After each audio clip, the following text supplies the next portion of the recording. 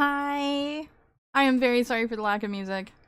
I kind of forgot that YouTube comes after me when I play the music. But, I actually have some copyright-free metal music that is not AI that I might just play so we have something cool to listen to in the, as we wait for me to go live. Oh shit. Sorry, I heard some playback and I had to go fix that. But how are you doing, everybody? How are you doing? Hi. It's like so boring not being able to hear the music. But I had to mute parts of like my first Hightail stream in order to for YouTube to post it back up, which okay, I get it. I'll stop playing music that is clearly not copywritten or copyrighted. But I mean it's whatever. It's fucking whatever. I am doing well. I'm doing super good, actually. I have some chai tea with honey and a little bit of heavy cream in it. Can you hear that? That's like really tingy sounding. Yeah, I have some of that. I have my blanket. Now, I am having some internet issues, and I am currently on the cusp of having to deal with a really bad winter storm. So if the stream suddenly goes down, it is my weather. Balls? Does this still work? Yeah, it does. It does. I keep getting new followers on Twitter, so I keep streaming on YouTube, Rumble, and Twitter. So all these new people who want to peek in and see what I'm all about, they can find me a little easier. But I think actually in the near future I may return to Twitch. I fucking hate Twitch, but you guys can have more fun with me on Twitch because there's so many games that has Twitch integration that like you can't even do through YouTube. At least I've not seen. And we definitely can't do them through Rumble because there's no integration. So, I mean, even one of my favorite games, 7 Days to Die, has Twitch integration, which is so cool. Vermintide 2 has it. Like, you guys can, like, vote on, like, Skaven and shit spawning, and I have to fight them. These are just ideas. Like, I might do, like, maybe if it's a game that requires some audience help, I may stream that on Twitch just for the fun. But, yeah. I don't know. And Kick... you know, I have a Kick. I don't really use it. I mean, if I didn't constantly have like new people on Twitter, I probably would be streaming on Kick right now, like YouTube, Rumble, Kick. I don't know. I know I'm kind of like halfway all over the place, but I don't know. My home is technically Rumble, and then my second home is YouTube, which I'm trying to grow. Hopefully the algorithm likes the stuff that I posted today. Also, Happy Mars is now an editor for me. Big shout out to Happy Mars. The happiest Martian I know. Probably also the most stoned.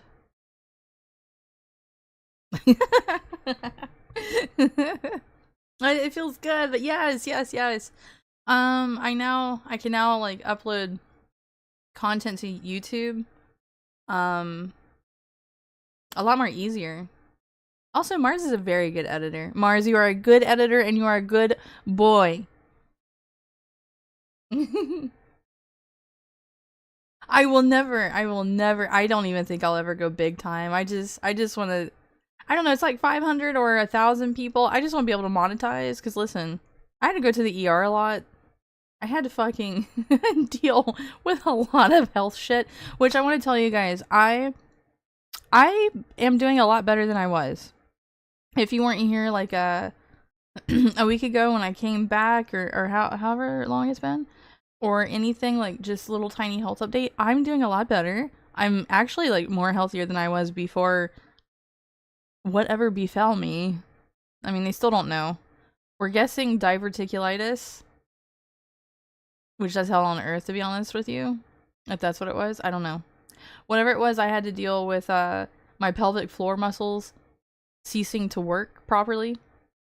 And holy shit, what else did I go through? A 2 month long UTI because I just kept having an abdominal infection. I don't know. I'm not living through that anymore. Oh my god. And I gotta tell you, prepping for that colonoscopy where I had to drink the Gavilyte, I would have rather went through the 2 months of a colon infection again. I tell you what, okay, I'm gonna be honest with you guys. Like, I know that's TMI. I'm sorry if you're eating or drinking or squeamish of any sort. That Gavilyte was hell on earth. I'd rather suffer. I remember I had this point where I'm like, you know, if I do have any type of cancer, I would rather just die. Then I'm not trying to make light of that. Like that was how fucking awful Gavilyte was. And then I found out that there was a pill option, and for whatever reason, my doctor did not tell me this and just decided that I needed 64 ounces of Gavilyte to drink in 12 hours. Well, no. I started at 3 p.m. and then I had to make sure it was finished by 10 p.m. And I could not do that. That was awful. But I'm just bitching. That doesn't even matter. Kick streaming? Should I start streaming on Kick? I mean, right now I'm just doing Twitter, as I was saying, because I just about once a week, like, I'll have a viral, like a kind of viral tweet, and I'll get 100 or so new followers. So I'll stream on Twitter just for their convenience to check in and see what I'm all about. But I don't know. Maybe I should start streaming on Kick, you know, like, I don't know. I probably should do that. They never tell you. You have to research it yourself. Yeah. Like, what I was saying is that, like, I didn't even know there was a pill option. And, like, one person was like, why didn't you just, like, take the Ducalex? I'm like, what the hell are you talking about, Ducalex? What you mean Ducalex? What? Oh, well, why didn't you just, like, choose the pills? I'm like, no option was given to me. I had to suffer, okay? If you had to get a colonoscopy and had to deal with drinking the Gavilyte, listen, you're not alone in that fucking big pharma trauma, alright? I'm sorry, I'm looking down at my chai tea. My chai tea and my Hello Kitty mug. I don't have many mugs or coffee cups. I have like two. I have a pink Hello Kitty one, and then I have a white Hello Kitty one. And that's it. And I'm also weird. Like, I'll eat like soup out of like they're both like really big coffee mugs. And I will eat soup or like oatmeal out of them. I won't even use a bowl. I'll be like, no. I want my cozy big pink Hello Kitty cup. It's so good, guys. I have like organic chai by Tazo, by the way. I need to be sporting T-Man. I need to buy some more T-Man. Guys, by the way, you know, if you want 10% off on some like nice high quality tea made by the base T-Man himself, listen. Yeah, you can check down in the descriptions. Promo code ZAY, Z-A-Y. Nope, that's coffee brand coffee. Hold on. Promo code Zaytris, like my whole name, Zaytris,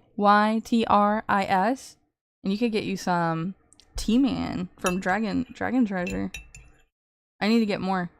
He's got a couple I really want to get. You're not British.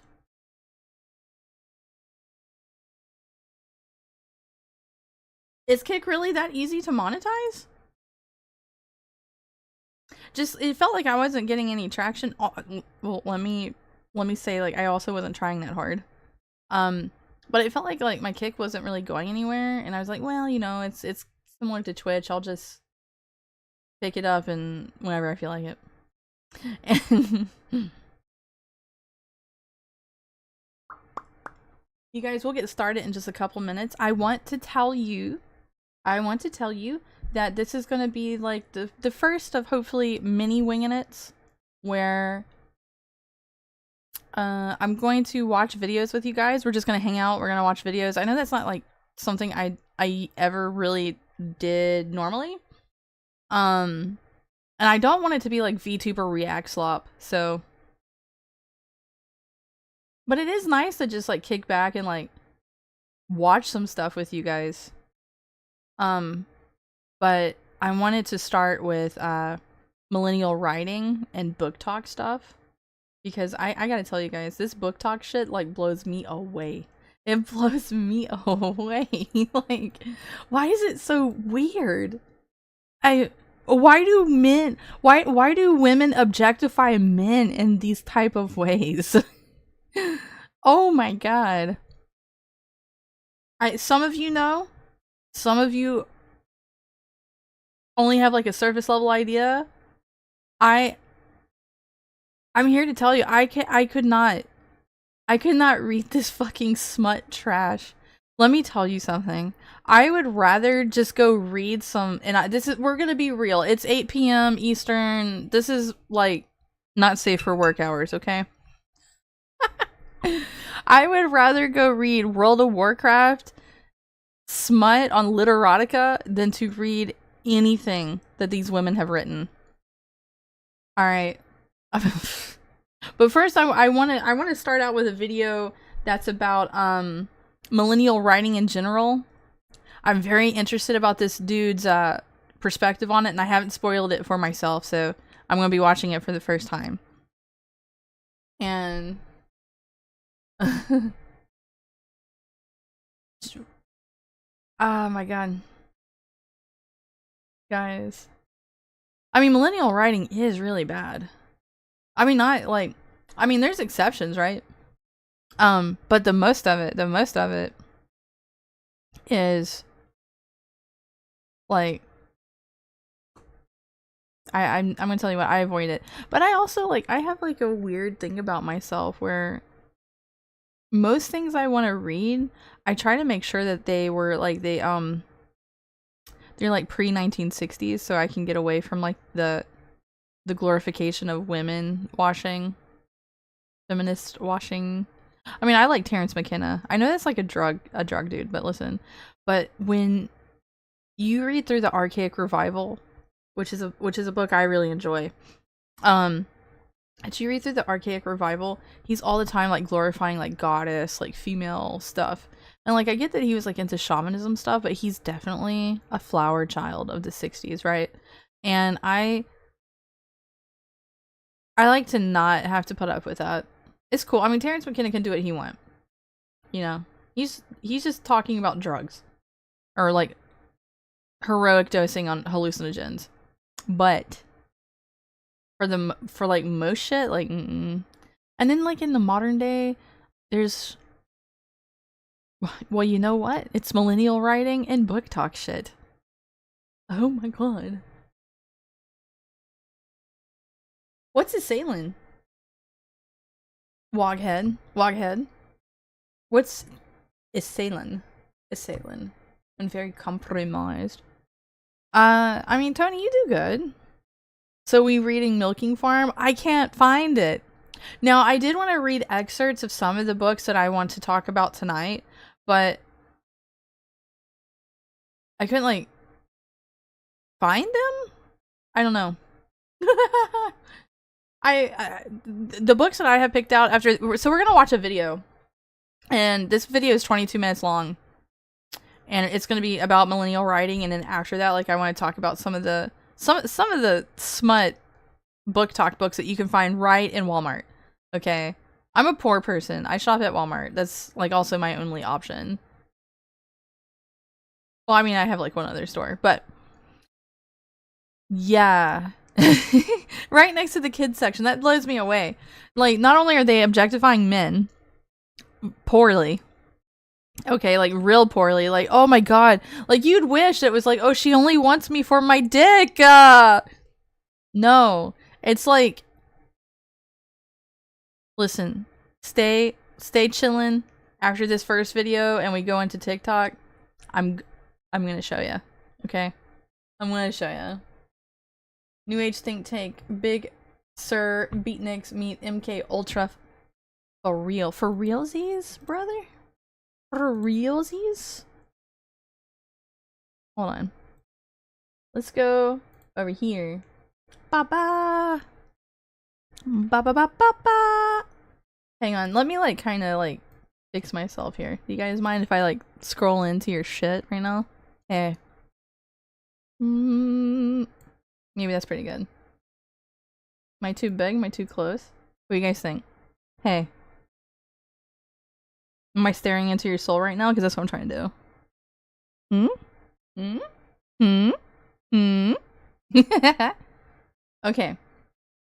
Guys, I'm ready to watch this. Now, this was sent to me by a homie. Hang on a second.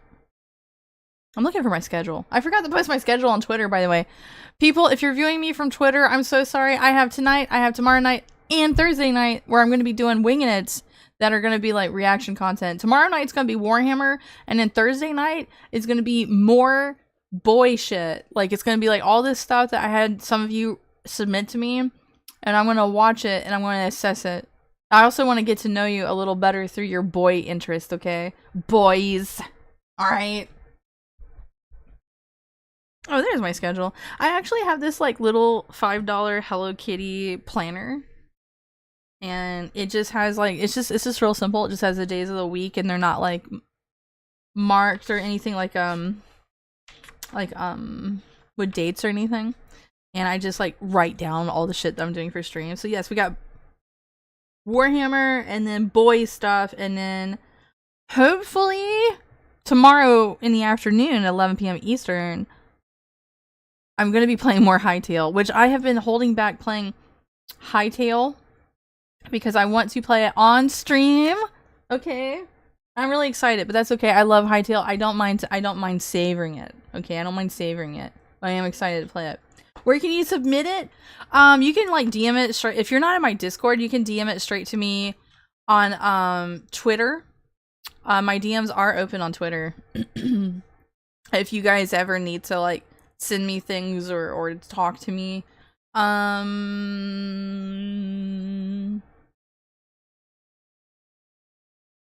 But if you're in the Discord server, just put it in my like stream suggestion channel, cause yeah, I will post in there so I can keep up with what I'm doing. Anyway, guys, let's watch this fucking video. I want to hear this dude, Shredded Nerd, which is like a really cool name. Okay, I want to hear him talk about millennial writing. You ready? I've noticed a trend in writing. It seems to be getting more common over time. It's a certain type of writing that I'm trying to describe. The best term I can think of to call I'm ready to hear his thoughts on this. Millennial writing. You'll find out why.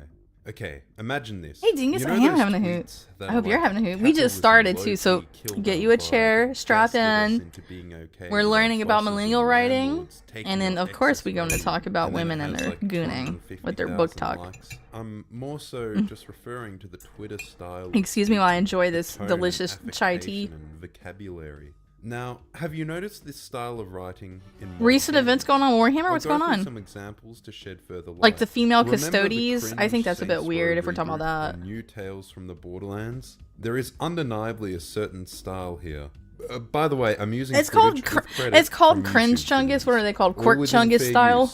Because I hate Quirk Chungus style. I don't like Quirk Chungus millennial stuff. Why would you like? It's okay to be ridiculous, but why do they all do like the same thing? Say what you will about Telltale. Why do all the women do the Quirk Chungus thing? Tales from the Borderlands was a very well written game with well wrought and interesting. You guys be honest with me, am I Quirk Chungus? To be excited for the follow up to that. I don't think I am. On the basis of your enjoyment of the previous one. What you may forget is that this game isn't made by Telltale. Cheers, brothers. It's Gearbox, who made Borderlands 3. Borderlands 3 is an excellent example of this style as well. In fact, the gradual collapsing quality of Borderlands writing maps onto this trend really well. If somebody can find me a PDF of Morning Glory milking farm and DM it to me or post it in my Discord, I will look into it. On their face for the new level I will look into it. Is it really that bad? The main villains being streamers. It must be bad. I mean, it's Minotaurs.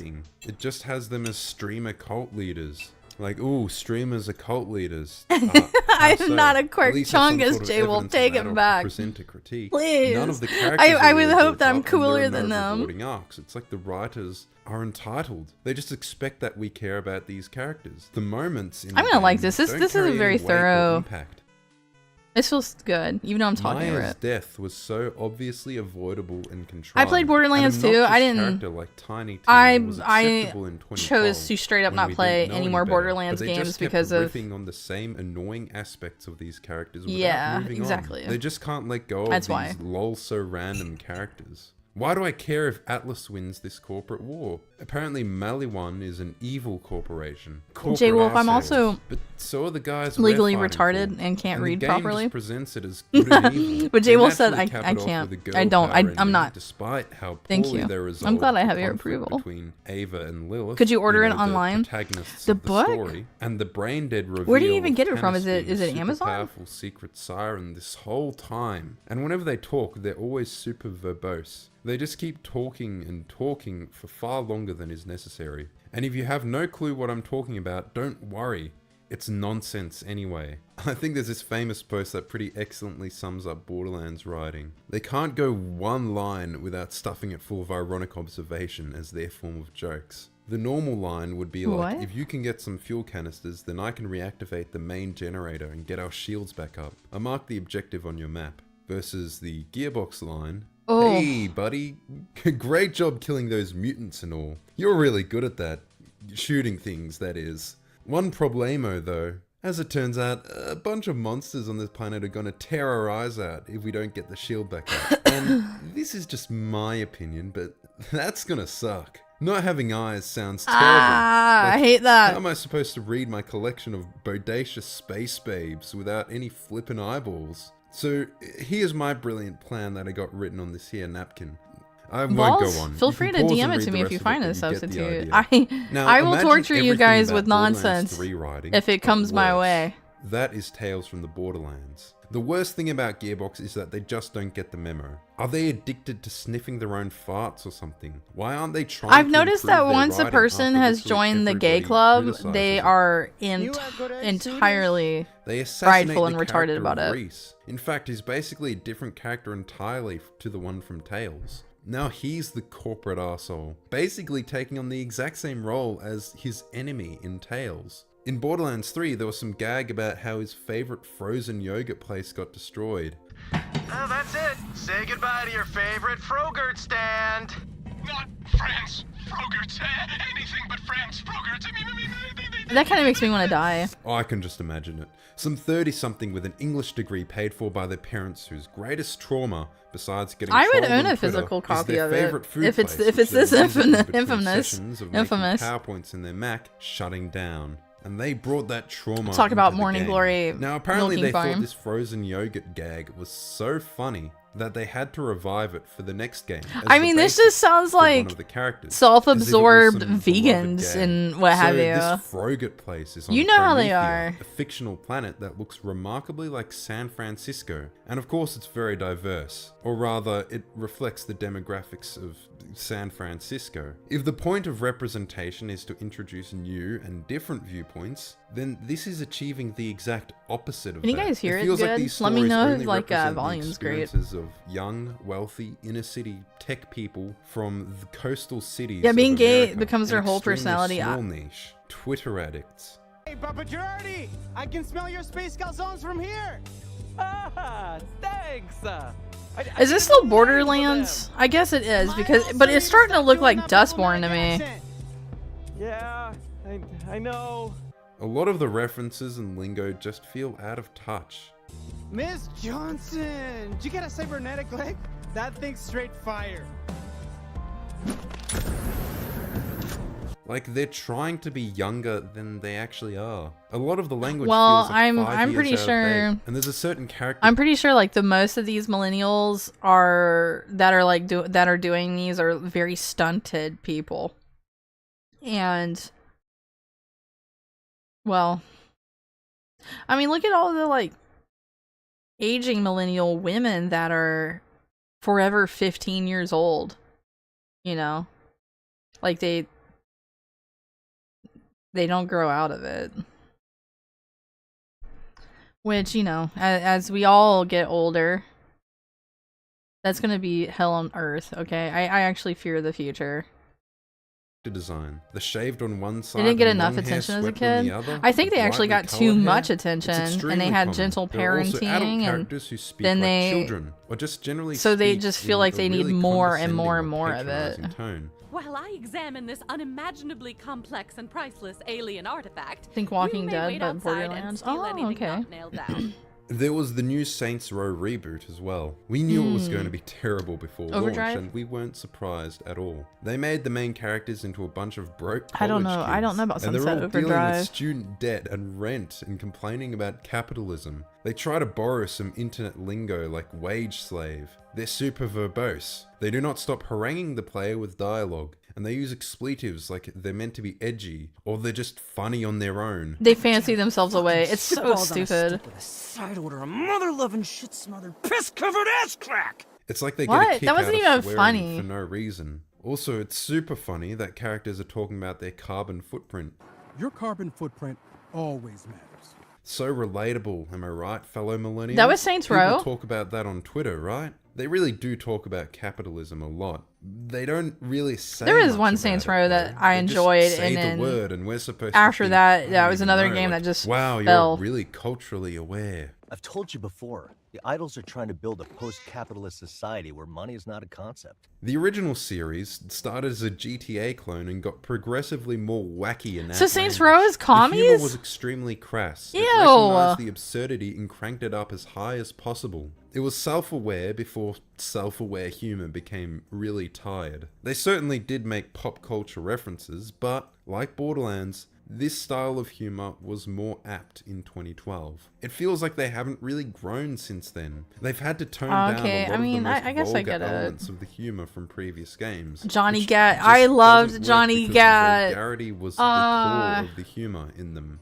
And again, we see the same character design. The Skrillex cut, the dyed hair. You see it Swearing in so back many to games. back. It's like There's they're humor. reading from the That same is straight guidebook. up like Now, that's something what that the feels cringe similar, but is lord harder that to was place like my the finger on is the new Wolfenstein like a game. like super The New absorbed Order into was Reddit alright. did like 10 Wolfenstein years 2 ago. Like they started would to just have introduce like some a weirdness, like throwing their fetishes weird into kinda the game. But Youngblood is where the failure of the writing tantrum becomes like really that. apparent. It was It's like a centered very around these quirky sanitized, twins who get up to silly non-humanly antics in between bouts of killing people. It's reaction strange to me. how frivolous it is with violence. Of course, that certainly isn't a new thing, but in this game, the main characters seem to delight in it. That also isn't the weird part. It's that they delight in this violence. I can't believe they're commie now. and There's so there is many people nothing who really live wrong in with them. California They're not that will be anti-heroes, they're performative just commies regular old just protagonists. because And it's just silly and fun. it's trendy. It's strangely Like, oh, hey, flippant. like, I we- mean, the New Order wasn't like that. we It love did to have like over-the-top make violence, money, but BJ money is Blazkowicz so was bad. motivated by a righteous fury and rage. He never really reveled in killing or celebrated it. There's also the loud equals funny yelling. Some of the new Wolfenstein writing just feels like the writers had some issues of their own to work on. Hang on, like this loud equals funny, and then like the like cuss word tantrum thing. This all sounds like to me people who just want to go like fillet each other's egos, even though they're not really funny. It's like, hey, I saw you put effort into like trying to like look like an average person, and then they'll just chortle with each other. It's actually fucking sickening to me. It's like, go have a real fucking life. Like, just go experience life. Stop talking about like traveling and shit like that and wanting to eat Beyond Meat and do vegan shit. Like, stop being an FAG. Okay? I know that's easier said than done. But Amelia took over your YouTube recommended? I heard that the British terrorism game was back online. I thought about playing it tonight, but I had these videos and I was like, you know what? Meh. If it's truly back, maybe like tomorrow night or the next night I'll play it. But I don't think it is back. I don't know. I didn't check. But Amelia is good girl. She is good girl. She's also got good taste in colors. Okay, she likes purple. Purple is good color. Purple is one of my favorite colors. I sent you a link. Oh, well, thank you. Thank you, J Wolf. Plant meat.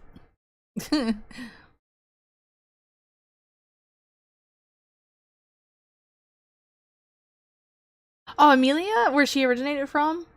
Yeah, it was from a Pathways that the UK government created to psyop teenagers into being scared of becoming right wing. Because like by the end of the game, and I'm going to spoil it. By the end of the game, he apparently just you have options. You have multiple endings, but the one they really want you to pick is for him to go to therapy so he can not be ostracized anymore. And then suddenly there's like a bunch of brown people and that are like very like forced in your face, and they're all women if I recall, and it's like, hey, the Council of Minority Women have accepted you because that's what mattered. Okay, the white women ostracized you, but the Council of Brown Women saw that you went to therapy and you self-prescribed. You became self-prescribed with white guilt, and now here you are back amongst society. Like what? Like that's what I take from it. I didn't play the game. I haven't seen the game fully played in total, but it's a fucking creepy game.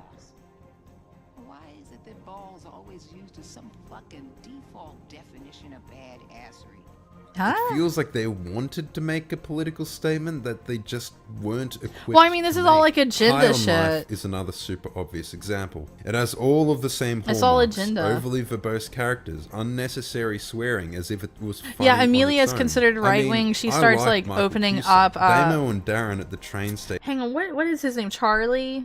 Is it Charlie? I think the main character's name is. Like, she starts like exposing him, and I'm pretty sure he has like a little crush on her. But Amelia's best girl. She's based. She's open-minded. She cares about her country. She doesn't like all the corruption going on. She was good for him. She was good for him.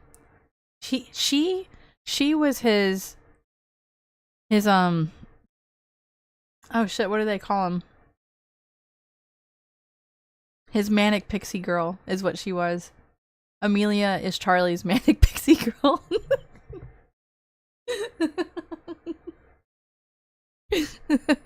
She's manic in the sense of like she hates the government. Station is one of the most quoted videos here in Australia, but man, the knifey character didn't work. They had a cameo from Psychic Pebbles as well, who is usually absolutely hilarious, but in this game I don't think the bit really worked. I noticed there's a certain vocabulary as well. Which one is Zach? Is he voicing the gun? Is that it? I didn't know that. Such as weird or shitty. And it is weird that the dude who, well, you know what he did, is calling anyone shitty. This kind of dialogue is really common. I feel like High on Life could have done with an editor. I've never heard this High on Life. 90% yeah, of Amelia the is great. Only leaving the she best also likes stuff purple. In. As of right now, it seems like they believe that annoying That's very equals important. funny. Similarly to loud equals funny. Destiny 2 seems to have taken on some of this writing as well. Anna Bray is starting to sound I have like to become more base character. My security frames are overrun. I don't know. I've seen a lot of people just drop the N-word and be like, yeah, see, I'm base. And it's like, nah, you're just edgy. I've yet to meet anyone that's more base than me. A simple yes would satisfy. So quirky and sardonic. The door this guys. type of delivery sounds condescending. It reminds me of the boss from Office Space. Yeah. If you could just go ahead and make sure you do that from now on, that would be great. I'll be honest, I do not see the appeal. And, you know, I can't really bring up millennial writing without at least mentioning poor Justin Roiland inspired game that's secretly about depression and mental health.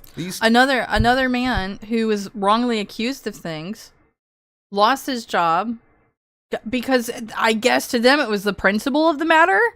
It's like, no, well, you have enraged the women, whether it was true or not. You were the target, and you got to go. I liked Rick and Morty, but I'm going to be honest with you. I have not seen it since Justin Roiland was unfortunately let go. Let's see, who's the other guy, like Dan Harmon?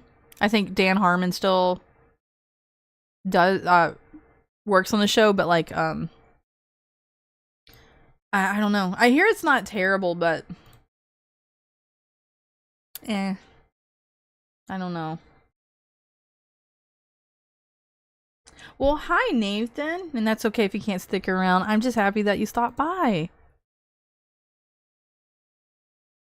I hope you're doing okay, Nathan.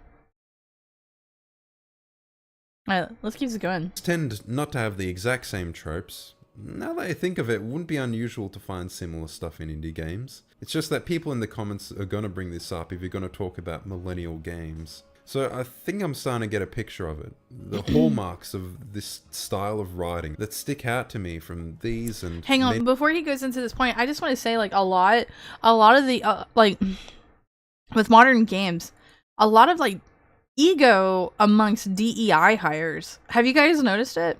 People who don't belong in the jobs that they have, you know, and they don't know shit about what they're actually doing, but they have so much fucking ego about it, you know? So watching my friends, and I've had them on stream before, it's you know, the same group of people I'm always around, Dugan and everyone, they loved Helldivers. And then it was like a slow descent into accepting that the game hates its player base. They do. They actually hate their player base. And there's a lot of ego that goes on behind the scenes at Helldivers, at Arrowhead, the developer Arrowhead, and I don't know. There's some dude named Alexis. I think his name's Alexis. He's like notorious for destroying games. And there's just a lot of ego. Like there's shit that they can't change because it's like, no, like so and so wants that in there. You know. And just it is so hard to see it, but it's people who don't know what they're doing. They're just really good at towing the line for this, like,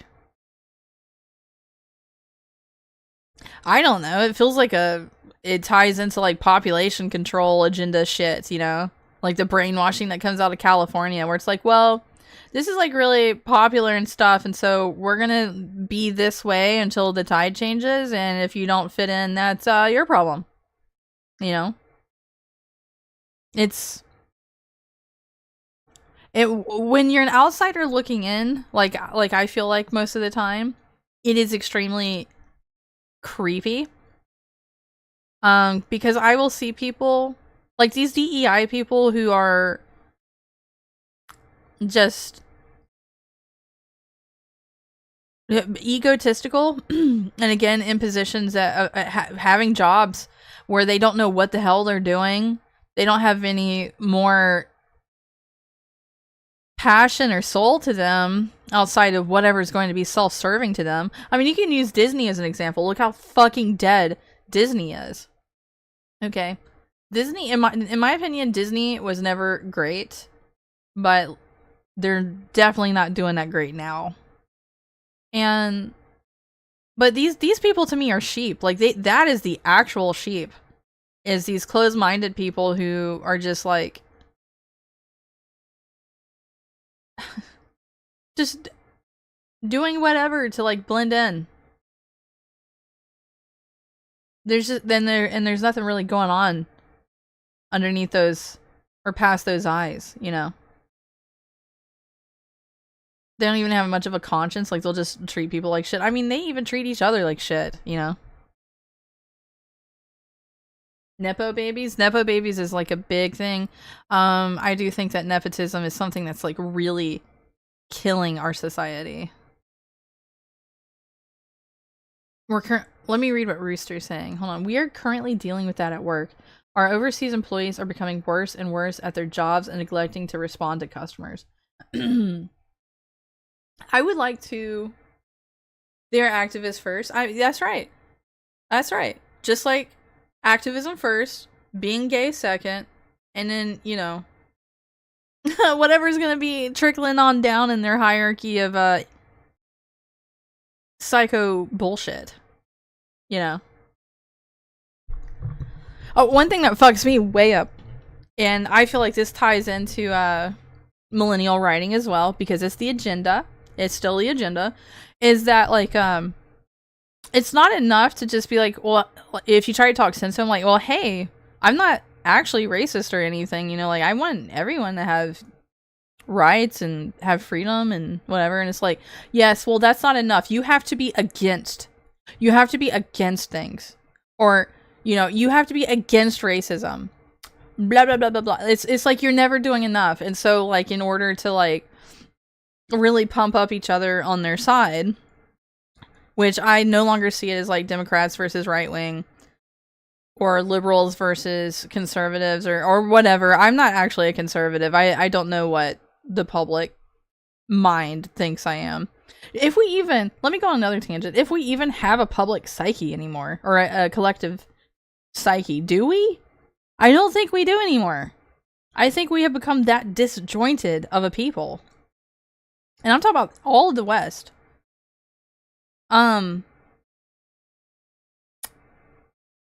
But they'll something I've always wanted to make very clear for anyone who may or may not realize this, or even like the occasional like weirdo lefty that finds me. I'm not even actually right wing. By all accounts, I am probably something along the lines of a classic 90s liberal. Okay? But you know, to like low IQs, you know, well, I'm right wing, I'm ultra conservative, and you know, it's like, hey, I don't actually give a fuck what they think about me. But fear, guilt, and shame. Let me go back to my point. Fear, guilt, and shame will constantly rule over your mind until you stop letting people do that to you. Okay? And lefties do it real bad to each other. Not only do they try to roll over people and control them through fear, guilt, and shame, but they will also do it through approval. Like, oh, you know, like all this shit when women get mad and people, like, if you remember, like, The Rock, Dwayne Johnson, like, did some shit, and he had to, like, and women got, like, in a tizzy over it. I can't remember what it was, but I'm just using him as, like, a half-ass example, where he had to come out and publicly say, I am sorry. And it's like, what is up with this, like, hand-holdy elementary school shit? You know? That man didn't have to apologize for anything. Nobody actually, like, deserves apologies when it comes to the public stage, and women decided to be upset about something, and then soy boys decided that they wanted to bitch and cry about it too. No one, like, does... Saying sorry to those people, it just means that they won. Okay? And that's all they really want to do. They want to be self-serving. They want to stroke their ego. They want to be prideful. They want to feel all of these special little things. Instead of having a real fucking life. To have any actual fucking wit to them. You know? It's like, why do I have to have, like, wit and, like, tact and be interesting when I could just do whatever the fuck I want? Like, okay, like, I'm an art major. I studied some political science, and, like, my hair's, like, really oily and fucking nasty, and I dyed it blue. But listen, I got this job working at Blizzard. You know?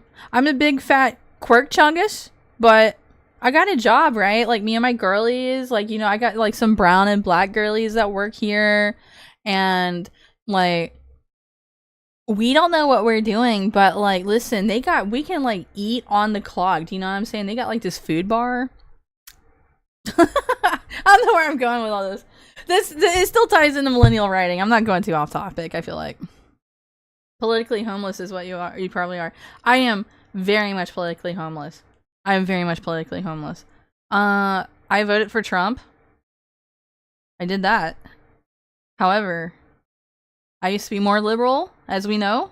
as a lot of you know, because I talked about, I used to be on Team Bernie, and then people, Mr. Medicare actually, was talking about years ago when Bernie was running, how Bernie wants to do all this free shit, which is going to be a burden to the taxpayer, and that was one of my red pilling moments. And then when they rug pulled with Bernie and put Hillary in, and at the time, because of everybody freaking out, I was so scared of what America under Trump was gonna look like, because I definitely, I'm not gonna lie to you, okay? I'm gonna be as real with you always. I used to be the type of person that thought what the bigger group in society was doing must be right. And then I slowly learned over time, especially in Trump's first run, and people started ostracizing black people who were supporting BLM became actual racists. If you were pro-Trump, then you got ostracized from your group of friends. And I just learned that, like, the masses don't know what the hell they want. Okay, this is why people think that we need a monarchy and they have to be rolled over and all this. I'm not for a monarchy. I'm just saying people who want to, like, look at the grand scheme of things and try to figure out how to better handle society, I can understand why it is that they reach these points. However, I disagree with that. Anyway, but, you know, I no longer think that at all. I no longer think that the masses are right. The masses don't know what they want, and they're never fucking happy. And because of the internet, we can now see that plain as day. And look how much more fucking depressed we are because we have to deal with the fucking insane people that are never happy. Look how depressed we are. That's right, Jim mentioned. I love Mr. Medicare. I'm so happy to hear that he is going into to get, I do believe he's getting chemo, and he was not prior getting chemo. I'm not sure, I might be wrong about that, but, like, it sounded like in his last stream that he's starting to do a bit better, and I want that man to live. I love Jim.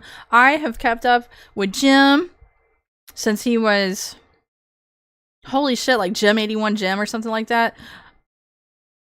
A little bit before Internet Aristocrat, and then when he started doing Internet Aristocrat, and he was making, like, the Tumblrisms videos and stuff like that, like, I actually owe a lot to Jim for red pilling me. A lot more than I actually realize, I see. But anyway, like, I want to tie this all back into the topic of tonight's stream about millennial writing. And it's just garbage. It's garbage. And a little bit of it is not their fault. Okay, a little bit of it is just a sign of the times. Because there's no more whimsy. No one's writing, like, cool-ass fucking fantasy or sci-fi anymore. Are we gonna ever get a Tolkien? Tolkien? Some people say Tolkien, I say Tolkien. Are we ever gonna have that again? I don't know. It'd be nice. I fucking love Lord of the Rings, to be honest with you guys.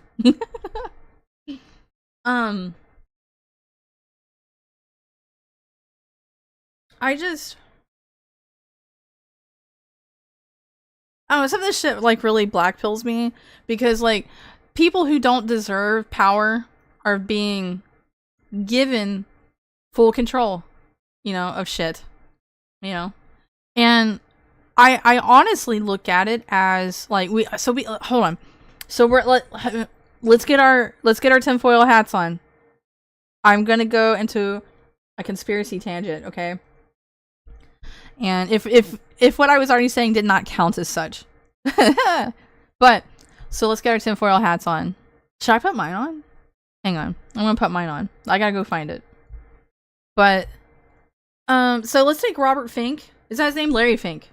The dude over BlackRock. Okay? So, first of all, I want to say, with the boomers, we had cronyism and stooges. And I know a lot of you know that, but for those of you who don't know, this is like a big reason why there's so much trouble with big corporations and the government. and why one politician will get out of working for the government and then go work for a big corporation and vice versa. This is cronyism, okay? And cronies have stooges. Tim Walz, Pete Buttigieg, he and others like him who don't actually do their job, they're just filling a suit, are stooges. So there's cronies and there's stooges. Now, you take the big elitist, globalists, and they are, I'm still trying to find my hat. And they, here it is, are using DEI hires as stooges, okay? Now, the reason for this is that they're probably cheaper because they are just little sheepy slaves, little sheep slaves, okay? Who are self-serving, so they're so distracted with themselves and what bemuses them, that they're not going to question much else. So the DEI hires are the closest they're going to get, like, and I'm saying the globalists, I'm talking about Larry Fink, I'm talking about all these investor people. The globalists are about 1,000 people, of the world's most richest people, and Elon is still a globalist, but he is not as bad as them. So I'm just saying, like, it's all these rich people. It's the upper echelon of society. And so DEI hires are not only not going to question authority, and so therefore, at least since COVID, but at most 15 years ago, they will dictate what the elitists do. Like it starts in California. It's brainwashing. It is the psychopomp in which they live by, for the current, we'll say, regime, because these people are still alive, which multi-billionaires are going to live past 100 anyway because they have the ability to do so. So, where am I going with this? Sorry, I am a woman. I'll explore my thoughts more than make a point, but hopefully you're picking up what I'm putting down. So Elon, we'll take Elon. He has praised India for being very subservient, and they don't question authority, they don't push back, and they take cheaper wages. Bill Gates has praised China for the same. Several elite have praised China for the same. But over here in America, or the West in general, I guess we can factor in all of Europe and the West. And the closest we have are self-serving liberals. So they don't get to have any mental help at all. And they're being placed in these positions, and some of it is nepotism. And they're not fit for these roles. And this is why, like, this is like the big overarching circle of why that's happening. And the only way to make it better is to stay vigilant, vote with your wallet, even if it's companies. Be mindful of even your local governments, okay? And you just gotta stay vigilant. Like, you can't, like, check out. Like, one thing I actually hate is politics. I hate politics. But I'm so plugged in at this point that, like, it's just part of life. And, I mean, I could sit and talk with you guys. I can sit and talk with anyone about politics for hours. And I've done it, okay? Yeah. It does look like a Hershey Kiss, doesn't it? My tinfoil hat. So, well, it's not, I'm not saying, like, eat the rich, but I'm just saying the rich are definitely fucking with us, and I just want to have a normal life. But it's because DEI people are stupid. That's why I keep calling them sheep. Like, I used to be kind of against that term, because I was like, oh, the masses can't be sheep. I mean, these are just people trying to live their lives, make their money, and have families. until I started seeing what the sheeple actually were, and it's them. It's the blue-haired, silly women. It's the, like, overly infantilized black people that are fragile over a word. It's all these low IQ people. And the most of them are clinically fucking insane. And you can't help them. So anyway, back to this video. To tie it all together, since I went on like a bit of a tangent. We get to see their silliness manifest in art. Which I count video games as art. And in book talk and all that. Yeah, we get to deal with it. Isn't that fun? At least I have all you guys to hate it together with, okay? At least we're in this together. I couldn't ask for a better group of people to do this with. Alright, I'm gonna catch up on what you guys are saying. Now I'm gonna play this video. I'm also gonna take another drink of chai, you guys. Like, cheers, brothers. In my Hello Kitty mug. Did you guys know that I fucking love Hello Kitty? I know that's like really girlish of me. But I'm gonna be for real. When I was a little girl, my mom would not allow me to have cute stuff like that, so I just grew up really liking Hello Kitty because I couldn't have her when I was a kid. There's little things about me that is still gonna be forever with me. Trump did an executive order reopening insane asylums. Jay Wolf, are you fucking with me? Did he really? Let AAA companies fail. Let them fail. Let them fail. Hytale went indie. Look how fucking great it's doing. Indie games are where it's at. They're where it's at. I have never seen a AAA game I wanted to play. And Hollywood is dying. Let it die. Let it fucking burn. Yep. My fucking throat's dry. Let Hollywood fucking burn. Let's see. Tilted says, speaking of the rich, the WEF just published a statement on how well the normies accepted the restrictions during COVID. Yeah, they're all gonna stroke each other's dicks over that, I'm sure. I'm sure about it. Guys, we did so good. Guys, we did so fucking good making all the normies scared and listening to us and doing what we need of them. That you love Hello Kitty. I watched a bit of it when I was super young, but not that much. Yeah, there's like this Animal Crossing game. It's on Steam, but it's Sanrio / Hello Kitty version. And I actually really want it. I don't know if I'd ever stream it. So I have some games that I'm like, nah, you guys would think it was boring to watch me play it, like The Sims or something. Or that Hello Kitty Animal Crossing kind of game. We're being rated by Vlad over on Rumble. Welcome in. Welcome in. Yeah, my mom was not that great of a person, but listen, I'm not gonna air the dirty drama, the dirty laundry, okay? It's alright. It could be kind of a bummer. Artopia? Hold on, I'll actually, while we're waiting for the wonderful Raiders to come in, I will actually go look it up and tell you guys what that game is.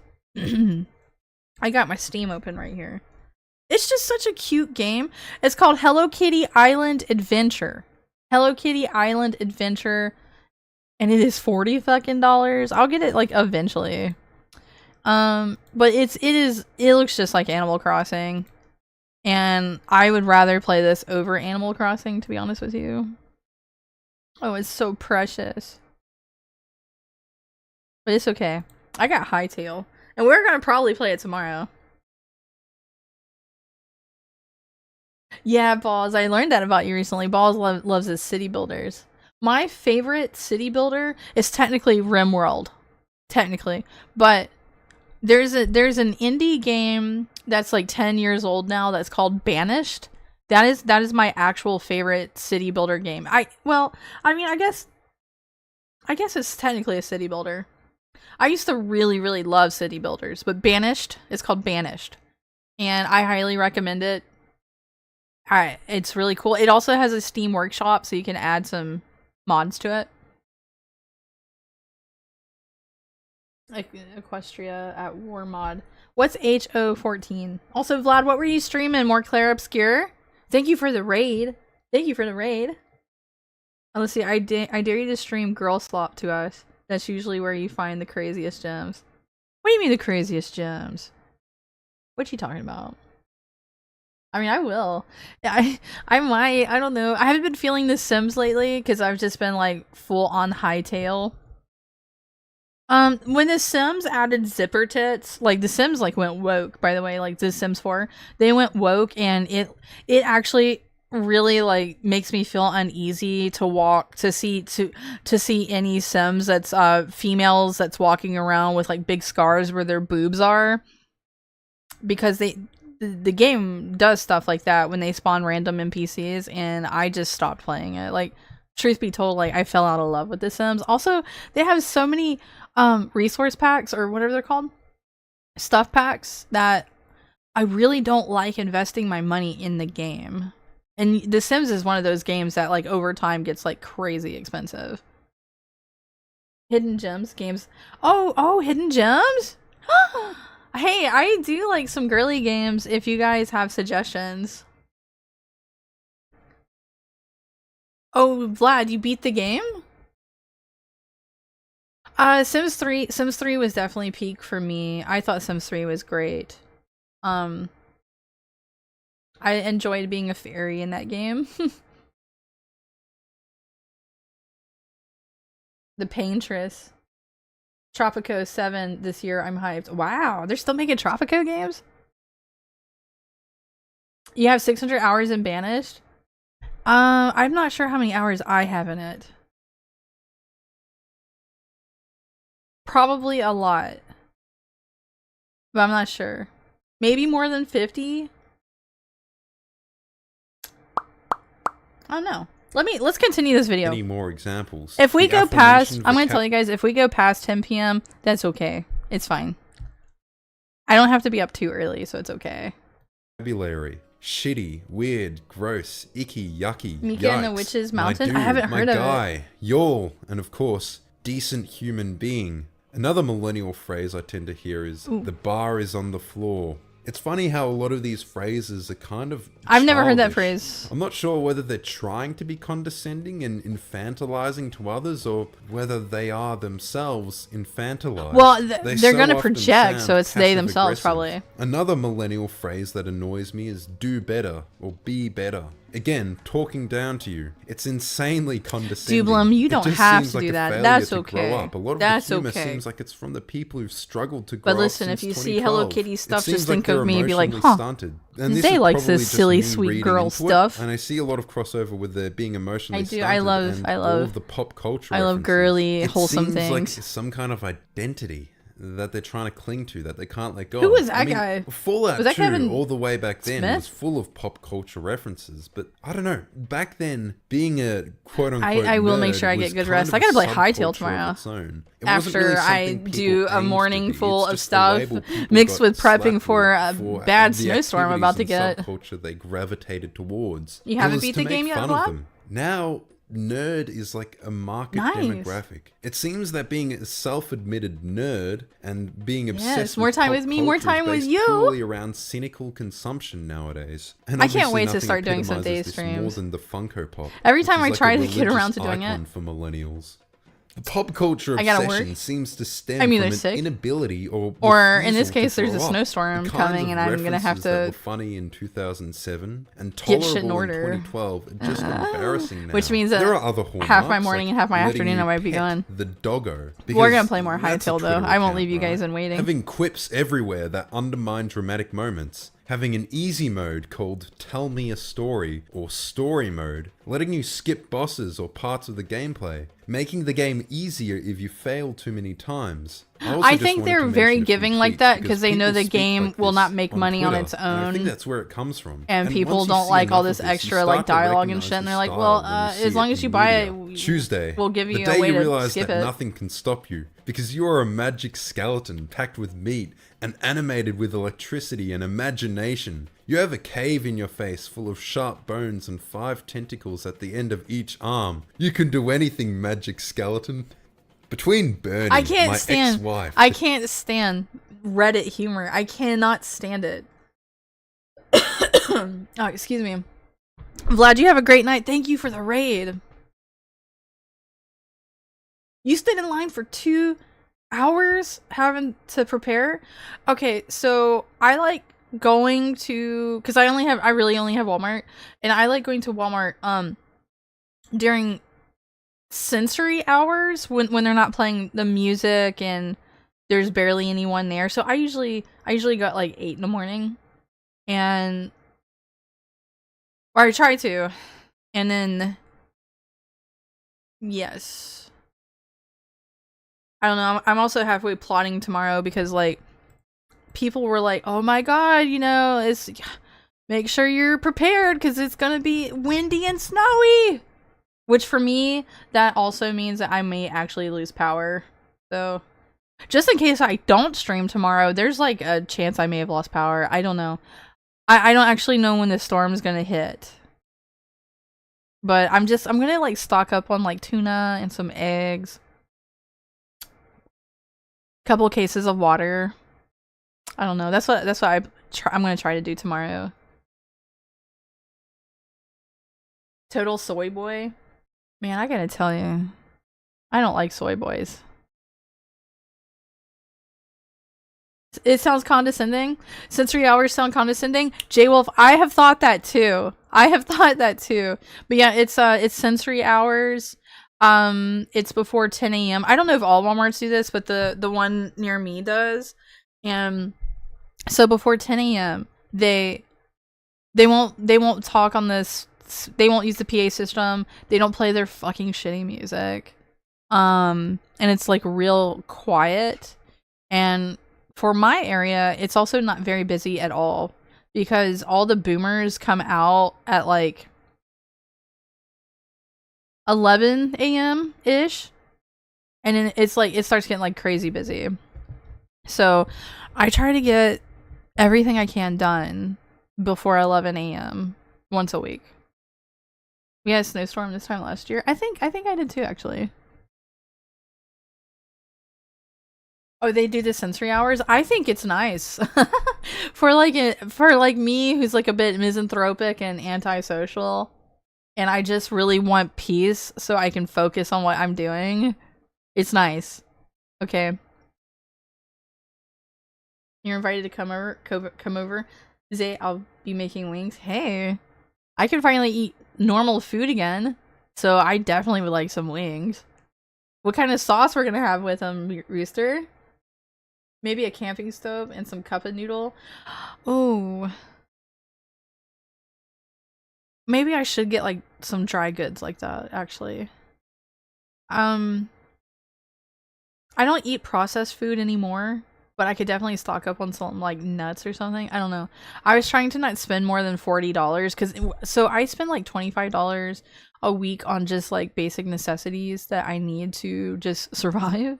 And like when I have to like prep for winter storms or even like tornadoes and all that, I just like double it. That's how I do it, and I do fine. I haven't had chicken wings in a little while. So, Rooster, can I bring a friend? J-Wolf wants chicken wings too. Who else wants to go? Rooster, can we just have a party? Alright, let me keep this playing. The Tenant from Hell. It's taken me over an hour to do a 22-minute video. This has been a cromulent fuck crustable of a day. What? Tommy Needy Drinky. Kanye is a teeny weeny little baby bitch muffin. What you'll notice... Dude, I can't stand FAGs like that. Like, stop. Is the playground insults mixed with swearing, and they're talking in a baby language, like with these invented words that they just came up with. Beyond that, there's all the references to student debt. So relatable, am I right, fellow millennials? Ironic that the people who talk about representing broader viewpoints and life experiences seem to make the same few jokes that only appeal to a tiny group of people who are like them. Degree in English from sure, major everyone is expected to USA. prime miniatures, so okay, I'll help with that. Rooster said we can throw a party, but we gotta help with the miniatures, okay, brothers? The politics. A game like Saints Row keeps Bitch Muffin. Bitch Muffin is what I would call my girlfriend. Some sort of critique. If I had one, I'd be like, "That's my bitch muffin." A lot of these games seem to just reference hands political off, buddy, events or social issues because it's like they feel obliged to. They do these political things not because they have chicken wings are expensive. I never buy them, mostly because they are expensive. I get chicken thighs though. Just social media in general, well, at least partly. Maybe 5 or 6 years ago, the complaints about how they're politicizing video games were coming to a head. We need to stop politicizing this escapist hobby. Then some Redditors from a place named Gaming Circle Jerk took these complaints and ran with them.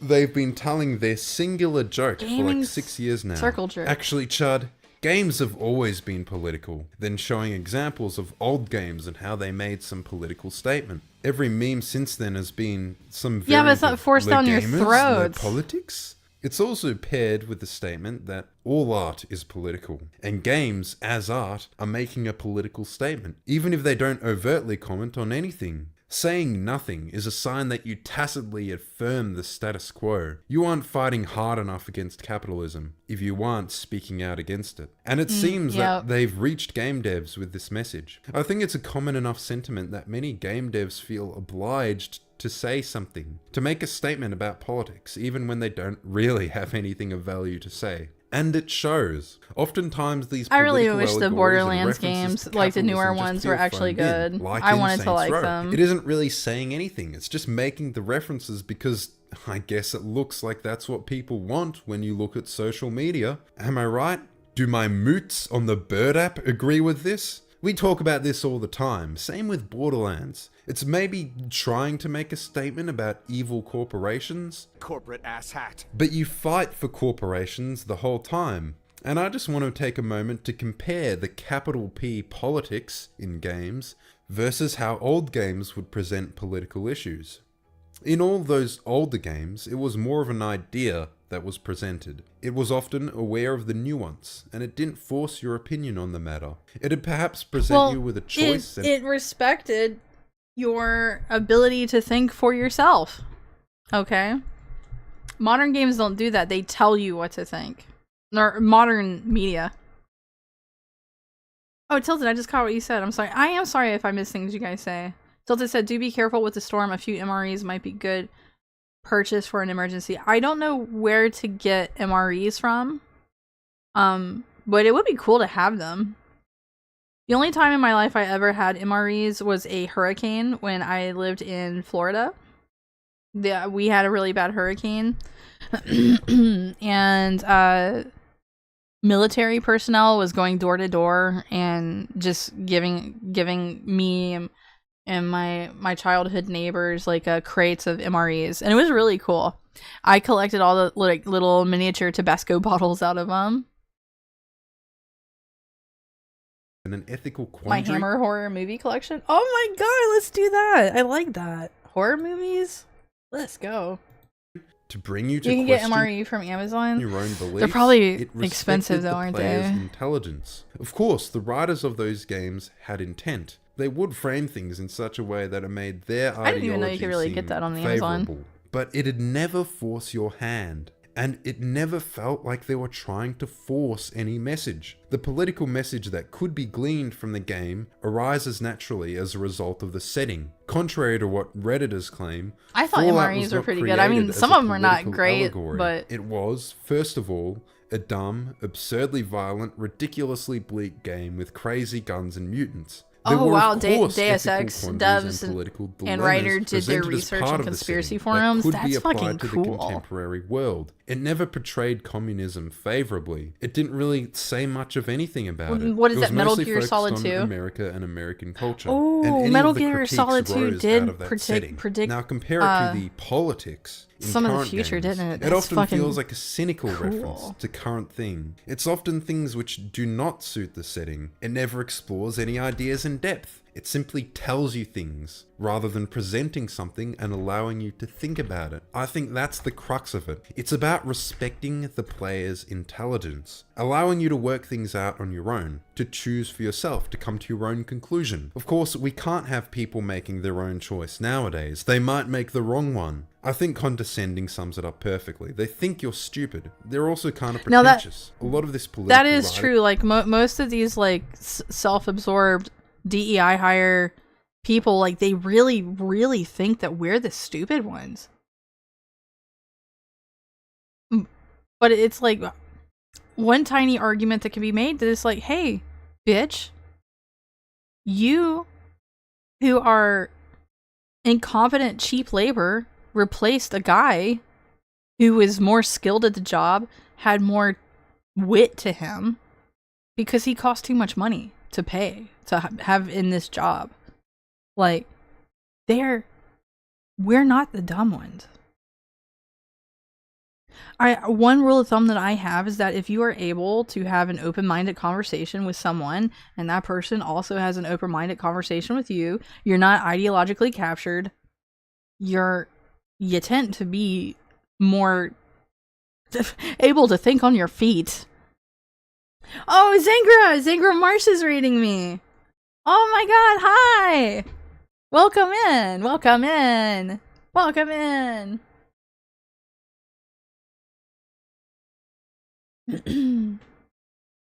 Oh, I gotta know what Zangra was streaming tonight.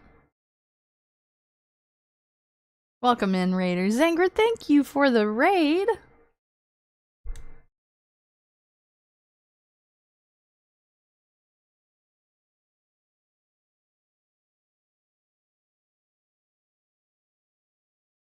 Deus Ex is a documentary? I think I have Deus Ex Machina. What? I have one of them, and I've never actually played it. I unfortunately did not play a lot of video games as I was growing up because I wasn't allowed to, actually. Which is really sad, and I kind of play them now. I don't actually think of myself as a gamer like most of my friends or even a lot of you guys. Not sure how many came with me. That's okay, at least you came. What's up? What were you streaming? Tell me what you were streaming, Zangra. And while we chat with Zangra and ourselves, I'm gonna continue the video. Presents the most basic opinions and acts like you've never heard them before, like they just blew your mind, like it's something revolutionary. Now, why did millennial writing rise in the first place? Yeah, I legitimately want to hear think this. It is Twitter. Look, for a business's think it's Reddit. survival, it needs to adapt constantly. I actually when think you it's stop Reddit. growing, you start dying. So you need to look at current trends. What is an easy way to see current trends? Why, the way everyone communicates. Social media. I think that writers, devs, and producers are getting their idea of what constitutes current trends from Twitter, which I think is really misguided, for the simple fact that Twitter does not represent broader society. Most of what you'll hear on Twitter comes from a very small, very vocal minority. And hey, for a while the FBI was basically deciding who is and isn't 2 years allowed ago? to have a voice on that side. I think that producers should look elsewhere to get an idea of broader society, somewhere besides social media. Oh, examples of It only Safe elevates Edge? fringe voices. That is I guess this true. does That kind of is destroy true. the whole argument that Twitter is just a private company which doesn't They really wanted control to much of Safe public Edge because they discourse. fancy Twitter, themselves for edgy. a private company, holds an extreme amount of power over public dialogue, and it's the same with every social media site. I have to say, it was pretty funny to me seeing Unishek, the community manager for Halo Infinite, borrow some of the cynical and condescending language from gaming Circle Jerk, only to get screenshotted You know what? and Back a roasted couple on the years site ago, himself. It was Twitter hilarious to was see that really backfire, I will ideologically admit. captured, so maybe that in is all, true. I guess the advice Maybe that I'd is give to true, producers is actually, the same because I mean, advice Elon's I'd had give it to for like everybody. Unplug. less than 2 Shut years? off social media for a bit. Live in the real world. And don't be so condescending. And get to the point. Please subscribe. Thank you all so very much for watching. You know, this And was a great goodbye. video. I think Shredded Nerd did a great job on this. But I can't help but wonder myself, like, well, hang on. I mean, that would make sense that it's all based on current trends because we spent like 10 years of being under the thumb, I guess, of people from Tumblr and Reddit that ascend it to DEI hired little spots and were like, yep, I'm more important than all the people who treated me like shit on the internet now. And now we have global mods, by the way, speaking of that. Global mods. And a lot of them can be found on Reddit, where they just have global power. And some of them work on Wikipedia and other sites. Like, you can hire them. And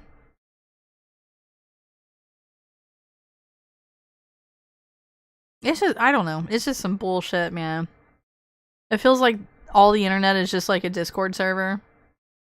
And there's people at the top that just think that they're better than the rest of us. And they're probably like mega fucking fat, never shower, delusional, probably wearing the gamer socks, the coder socks. You know what I'm saying? Yeah, Twitter pre-Elon was really bad.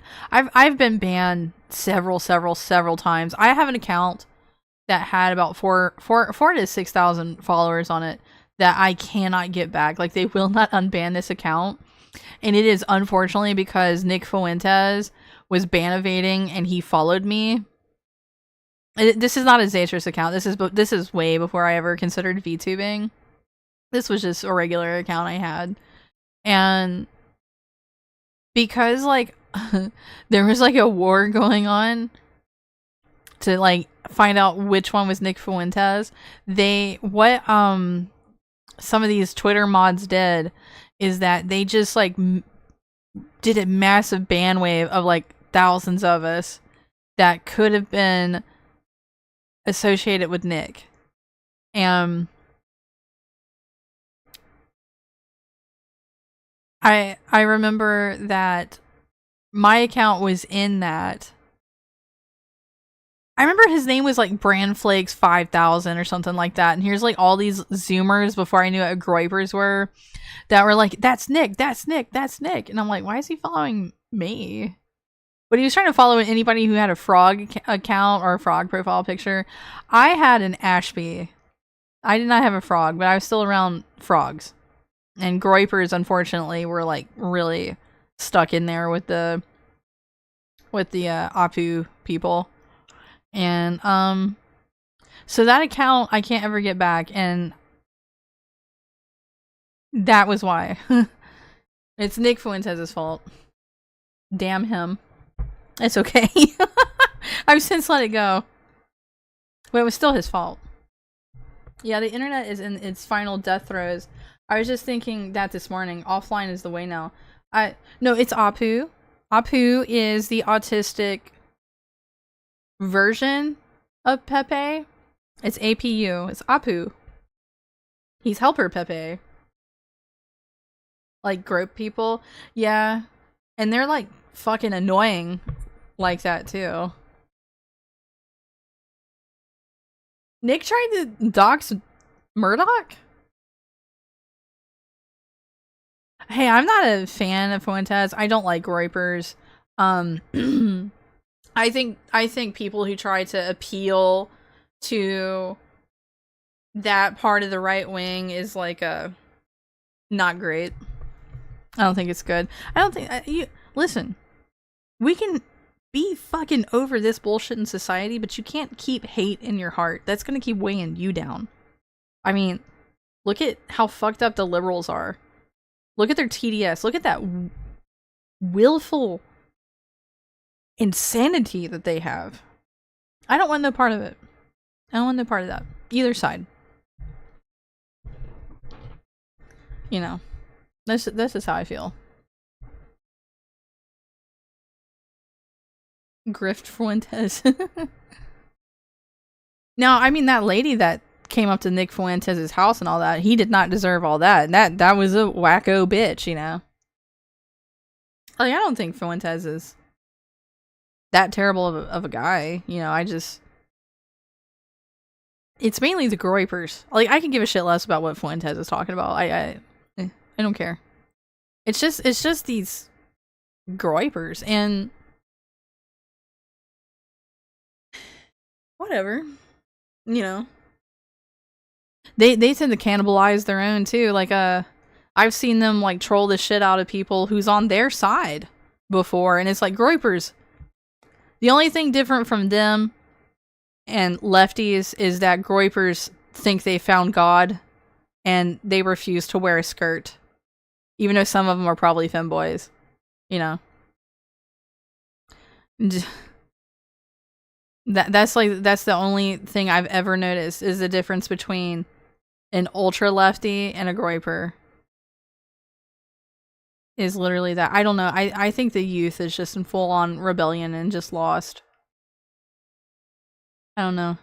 I don't have too much an opinion on that. That's just some surface level observation I have. He wastes everybody's time. I've never truly watched Nick Fuentes to know. The most I really ever saw him is that like I was keeping track of like the shit that was going on with Kanye, and he was hanging out with Kanye, and Milo Yiannopoulos was part of that too. Like, like that was just something else, you know. Now Nick does. I have seen clips of Nick Fuentes, and he does flip flop bad on Trump. He was not pro Trump. Trump got elected, and now he was like, "Yep, we did it." It's like. See, he does shit that makes me think he's a Fed, and I've learned over time that I'm not the only person that thinks that. I mean, he could be like Candace Owens. He's just there to start shit because he can, because he makes money. Going leaning back into being a grifter, probably. I don't know. I can't figure Nick out, but. I'm Gen Z. I wish my generation had more decent resources for success. I feel that. I absolutely feel that. I am a millennial, and I have been poor since 2008 when the economy fucking tanked. And I've seen videos. I've even been in discussions with Gen Zers who think that I have it made. And it's like, are you kidding me? I rent. I work a part-time job that will never put me as full-time. And I can't even afford insurance, okay? I got extremely lucky with the health issues I was going through that I was able to get a little bit to fucking help me, but at least it wasn't any more worse. At least like I didn't have actual cancer or anything like too drastically life-changing, you know. I don't even have a car.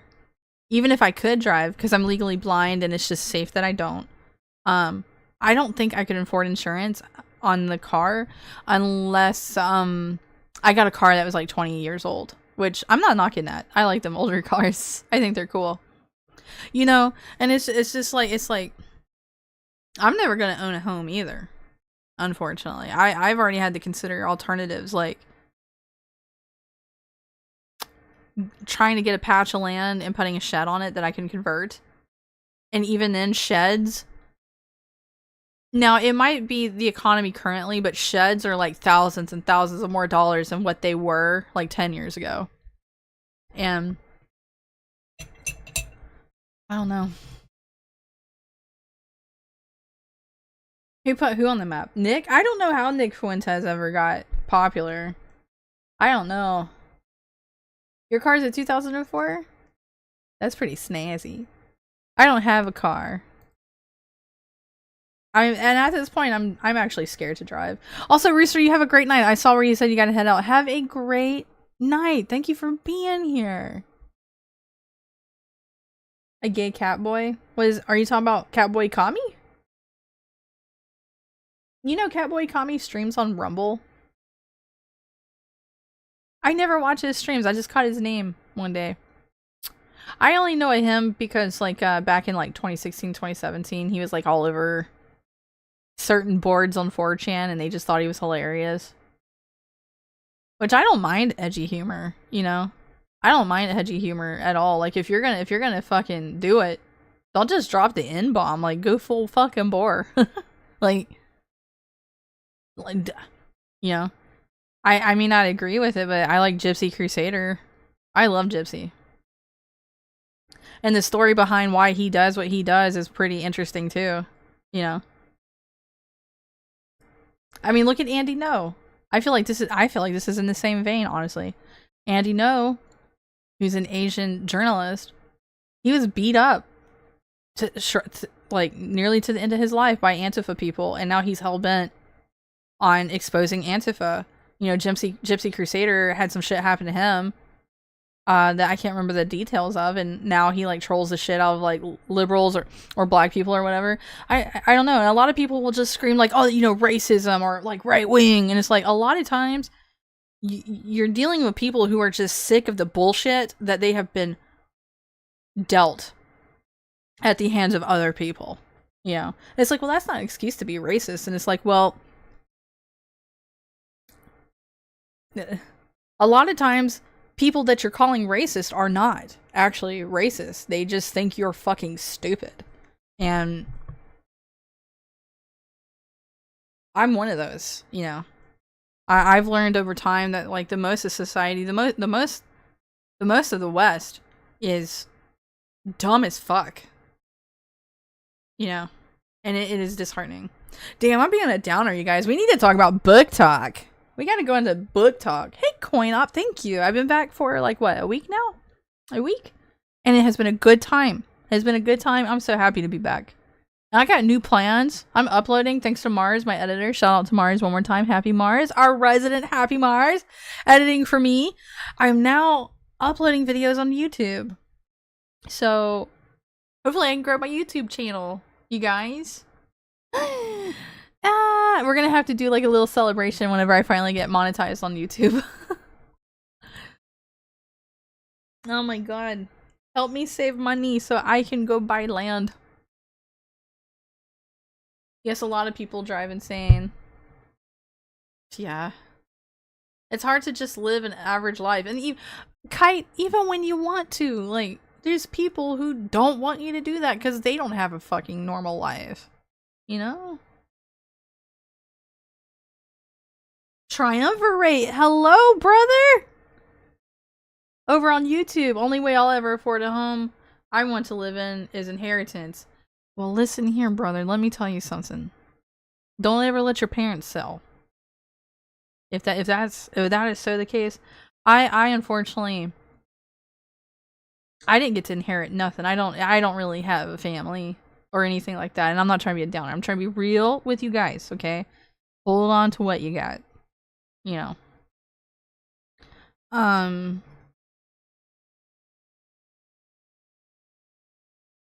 I don't know. I tell you, I don't want to rent for the rest of my life. I do not want to rent. I have been renting for... I'm like really thinking. Like 8-9 years. Long time. Anyway. You guys, if you don't mind, I'm going to take a quick break. I'm going to AFK for a second. I'm going to get a bottle of water because I drank all my tea. All my delicious chai tea. I drank it all. And I'm going to get some water. Because my throat keeps being dry and I've been dealing with sinus issues. So let me tell you something. When I get back, we're going to talk about book talk. You hear me? Book talk. I'll be right back.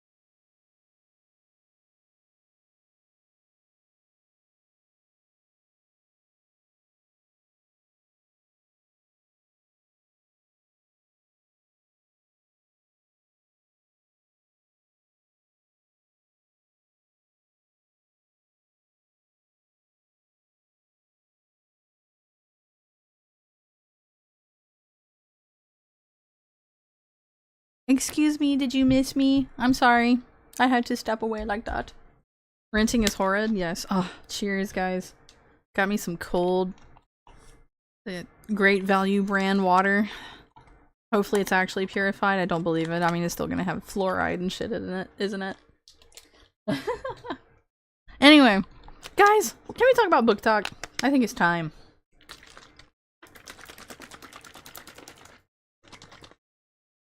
Destroyed by his sister. J-Wolf, I gotta tell you, one thing that's a real sad reality about America is that so many of us have dysfunctional families.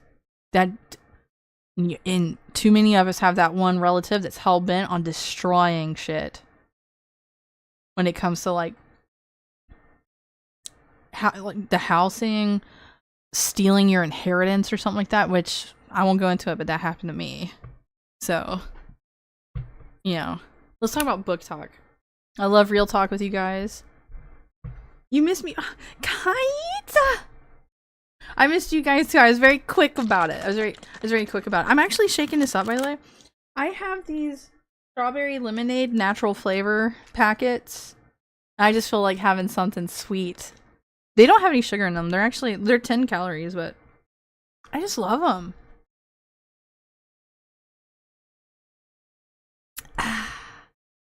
I love strawberry lemonade.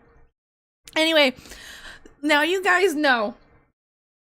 I keep telling you guys about book talk, going to Walmart and seeing the fucking books that they have, okay? So we're gonna go into millennial writing, but you know how I am. I want to talk about the gooning side of millennial writing, okay? We listened to what that Aussie was talking about and he had some good points. It's ruining gaming. It's ruining gaming. Real quick, just to recap a little bit. You know how he was like showing that 4chan text in the video? Hold on, let me go find it. Early on. About like just space babes without this is kind of blurry, but hopefully you can see it. Where they're doing this, where like the NPCs have to tell you like a whole fucking long spiel instead of just like getting to the point. I read a while back that ChatGPT, which I'm a Grok user. Okay, I'm like Grok, how make this type of dumpling recipe, make it in measurement for one person, and Grok provide. But Grok does not do an entire spiel just like this because he was trained on Reddit. No, because he was not trained on Reddit. Excuse me. ChatGPT is so fucking stupid because it has to like... I remember I asked for... I love to like use AI for like real basic things like maybe like doing like the math part of something for me because I'm not very good at like trying to figure out how to like measure like baking recipes and all that, or like shrinking them down for like one person, because I would like to not make a whole thing for like 8 people. And so it'll tell me that, but ChatGPT is like, well, first of all, I need to powder your ass and then kiss it too, and then stroke your ego a little bit, validate your emotions, and just like, you know, love you. Because you're you exist, and you're seen. And then it'll finally tell me the fucking recipe. And I would say, tell me the recipe only. Like, tell me it in no less words. Because it does that. It's like stuck with this like way of talking that this post right here, this 4chan post shows. And that's just for video games. And now it's over here in AI. Oh my god! Also, Evergrade is rating me. Hi, Evergrade. Welcome in, guys. Welcome in. Hello. ChatGPT is losing money by the truckload. It will probably lose all its money by 2027. Is Bill Gates highly invested into AI? I would listen, you guys. Speaking of AI, there's like this whole thing that was being explained to me recently about how computer prices are now extremely expensive because Nvidia and other companies have this like stranglehold on chips. So it can be funneled into AI. Like, what the fuck? So apparently, like, if you're wanting a new computer or anything of that sort, it's now ungodly expensive. I haven't checked. I feel extremely fortunate for the computer I have. I wish I had better internet, but that's okay. That's my region. Evergrade, what were you streaming? How are you doing? RAM is expensive. I have 64 gigs of RAM. I feel so spoiled. I've never had a great computer before. I had a semi-good computer before this one, and then it broke down on me. So, but this one I have is phenomenal. I baby it. This is my sweet Riley. That's my computer's name. Her name is Riley. We don't need to ask why she has a girl name or why it's a girl.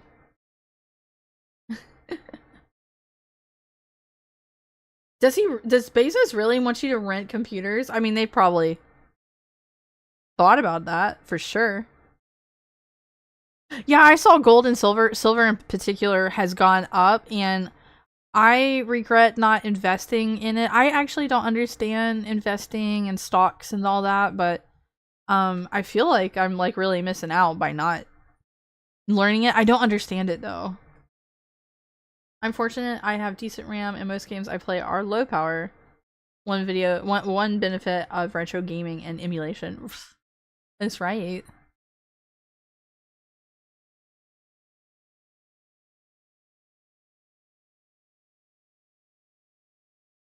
Hey, I actually, for the first time ever, I got to use some of my streamer money mixed with a credit card to buy my computer. To buy my lovely $2,000 computer. So, and I got mine through Meta PCs. In the future, I will build my own computer, or I'll just like upgrade this one. I will just learn how to do that. But honestly, Meta PC was really great. Like, they're really great. I will never go through CyberPower PC again. I will not ever.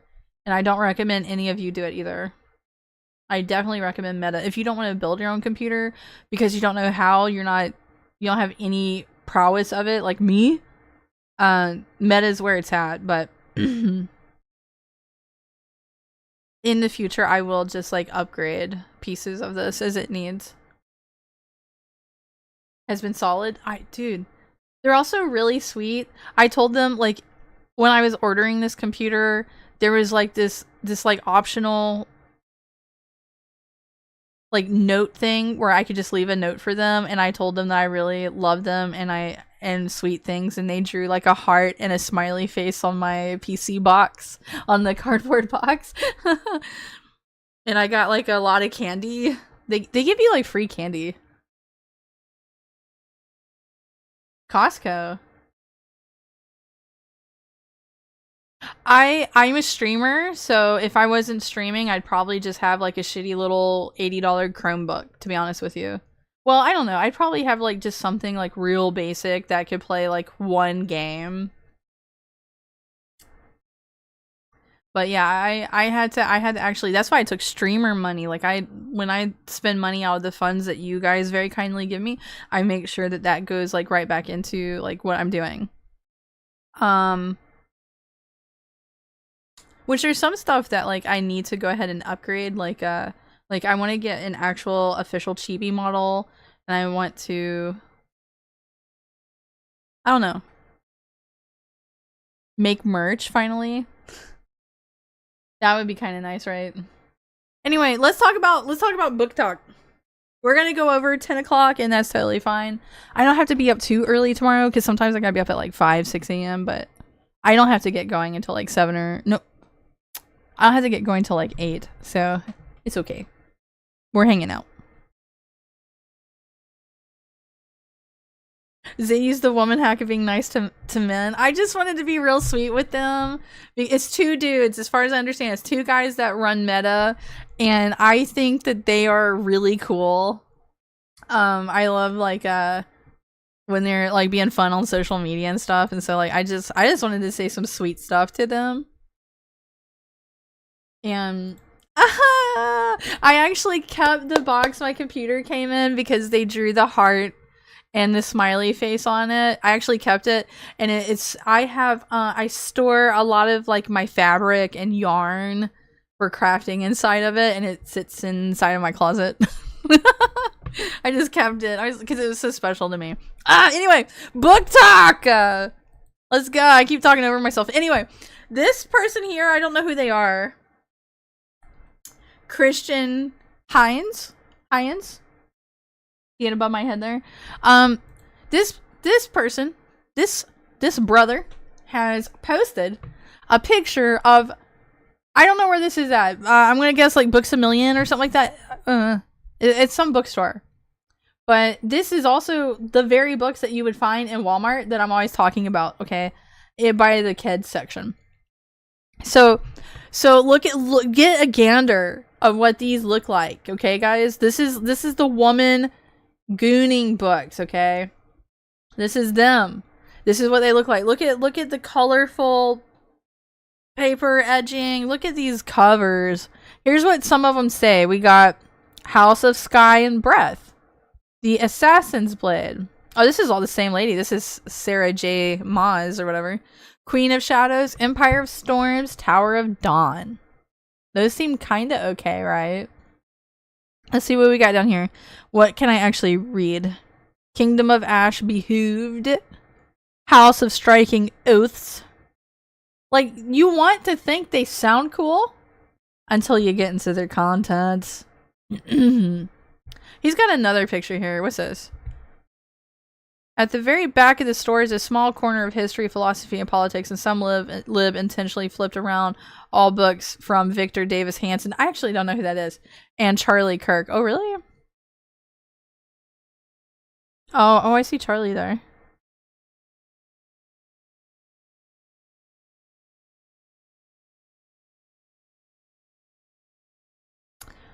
Oh, probably an employee. Maybe. Oh, I'm sorry. There is more books right there. Hold on. What else has he got showing? The Defender. Ignite Me. But yeah, they seem tame on the surface, right? Blood and Roses. Look how they look. Look how they look. Now at Walmart, they have like the 3-inch paintings. I think that's what they're called. I don't know if that's applied only to ancient Bibles. But when you see art on the side of the book edging, like the pages, as far as I knew, that's called a 3-inch painting. Now at my Walmart, all these like book talk books, nearly all of them have that kind of like shit going on. They're gaudy and overdone. Also, what kind of candy was it? Evergrade's asking what kind of candy was it that Meta PCs gave me. If you guys know of the YouTuber Oompaville has these sour gummies. I think they're called Sour Daddies. Hang on, let me look it up for you. It was like the only time I ever had his Oompaville's candy, and it was fucking superior. Hold on, let me look it up. Oompaville candy. What's the candy brand? Sour Boys. Hang on, I'll just show you guys real quick. So Meta PC had gave me a bunch of these, and they're called Sour Boys. Hold on. Can we just see the candy? Oh, here you go. I had these here. I had rainbows. I think I just had the rainbows. And these are new. But yeah, this is a YouTuber. His name is Oompaville, and he makes these. Or he produces these, and they're like really good actually. Like Mr. Beast candy is disgusting, but these are great. They're really great. But yeah, that was the candy they gave me. They gave me Sour Boys from Oompaville.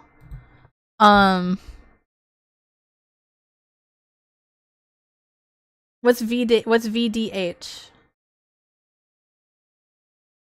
Behooved? Oh no. Wait, do you know about Behooved? I have it pulled up to look at the reviews on it on Goodreads. I just went and like looked at some of the books that was in this picture to explore them a little further. So but yeah, you guys see how they're looking. Anyway, So one of the books that I've seen at Walmart that was on that table that person was showing us is called The Night is Dying. And this is Goodreads. Okay, this is Goodreads. I'm going to read some of this to you. And it is by Chloe C. Piñaranda. I'm not saying that right. Piñaranda. So this is the what's it called? The synopsis? The synopsis of it. Vicious nightmares need peaceful dreams. And they're all gonna be like best-selling author, best-selling. They're all gonna be that way because it takes like just some money to be best-selling author or like New York Times best. The ingredients for Sour Boys. I don't know. I know it's really clean. I mean, you can look it up. Let's see. So, the night. What's it called again? The Night is Defying. I feel like I'm in Walmart with you guys right now. Because I'm telling you, I always go look at these books.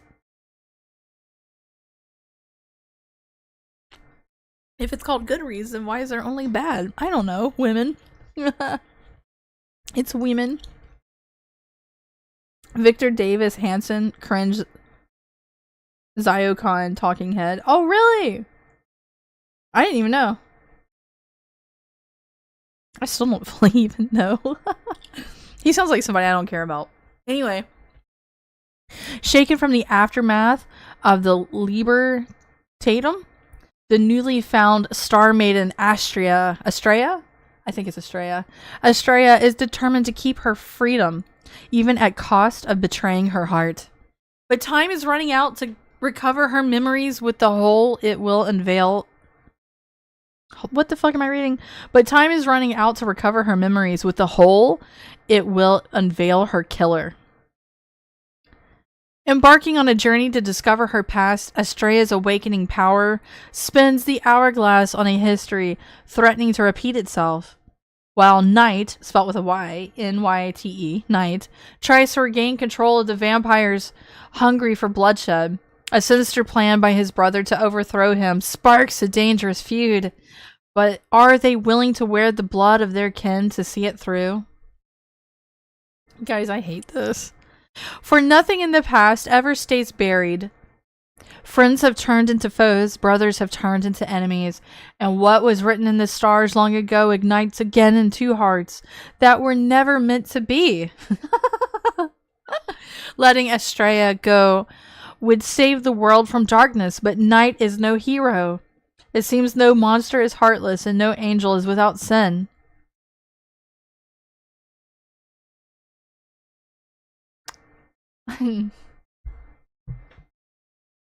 That's just so cringe to me. Like, he's no hero. He's gotta let the world be destroyed because he's so in love with the right girl, the one girl. Anyway, that's one of the books. I wish I could, like, read some of it to you, but again, I couldn't, like, find any snippets or anything. Oh, do you see the 3-inch painting on that? Can you see that? It's got, like, pictures there. That might only apply to ancient Bibles where they were the first of their kind to do the 3-inch paintings on the side of the book, on the page edges. I don't know. Oh, see, she has it on this one, too. See that? I think that's so gaudy on these smut books. But anyway, let's read some reviews. I want to know some 1-star reviews. So they're going to be all women. Whoa. That's a little too long. I'm not going to read that one. Oh, I'm going to read this one because she mentions AI. This is a 1-star review. This reads like it was mostly written by AI. Pause. Most of them do read like they were written by AI. When you browse through these books, they're very, like, cut and dry. And they're churning out book after book after book, and it's like, you know these women don't have, do you think they can take a break from gooning to write a book? No. False information. A 3-inch painting? Hang on, I keep saying that, and I'm gonna show you guys what that is. 3-inch painting. Bible.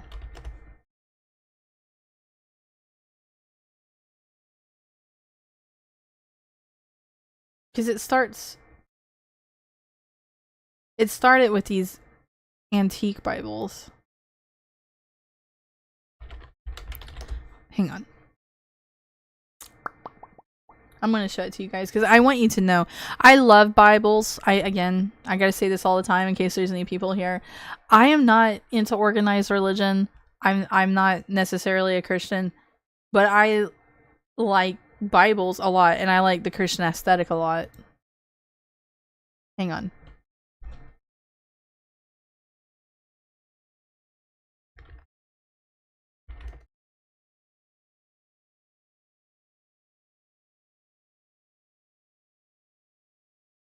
Alright, I found the guy. I have 3 really cool Bibles. There's this dude who goes by Moon, like the moon in the sky. Moon's Rare Books, and he lives in Utah, and he has a incredible treasure trove of books, and he collects Bibles. He's my favorite person to watch who collects ancient Bibles, and I'm gonna let him explain to you if I can find a good video of what the 3-inch paintings are. I just gotta find a good one. The world's largest Bible. At least this is book related. Like, we're still talking about books, right? We're still on topic. Hang on. I know he's got a short of it.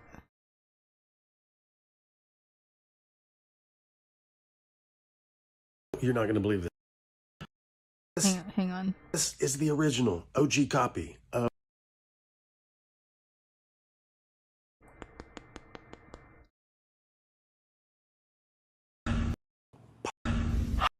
Alright, I'm gonna show you him. I'm gonna show you this real fast. So, this is not the 3-inch paintings on the Bible side, but these miniature Bibles, I'm gonna let him explain it to you. I actually fucking love this. I want one of these. How cool is this? This is a They're little mini Bibles! Bible library covering 5 centuries. This Bible is from the 1600s, 1700s. This little guy. The fan, that's my heater. I just have like a little space heater that you're hearing. Cool are the little bookends. So let me show these to you. So I guess it does sound pretty loud right now. I would turn it off, but it is. Look, you can even see the date right there, 1693. It's like now it's not the 17 entire degrees Bible, right it's now. an abbreviated version of the Old and the New Testament. I love this guy. Thumb Bibles. I love this guy. Same with this one. This one is from the 1700s. It has look at that cute thing. Leather cover. Now check this one out. That is the entire New Testament, smaller than just a thumb. So, like, what's incredible about these is that not all of them are through the printing press. Okay, that's how old they are. Nail. And you say, how can you possibly read that? And it's like, you probably can't, but look at that. 285,000 words in the New Testament. This one is the entire I could just Bible, listen to him for 1,000,000 hours, words, and I have talk about Bibles. 72 lines to the inch. And this one actually comes with I would not even have the eye power to even read these. Like, I have like a special magnifying glass necklace that I use. Well, on occasion. The most practical. And I gave these to kids who probably lost them, so very few of these have survived. And this is a more recent one, but very beautiful. I love white Bibles. It's got this little gold cover with metal clasp. Oh, it's metal. And also very small text right there. But this is my miniature Bible library covering 5 centuries. Okay, I gotta go find where he's talking about the 3-inch paintings. Hold on, he's always showing his Bibles, so like I'll find it eventually. I don't know if he's not been posting a lot or if some of his videos are gone. I feel like he had a lot more videos.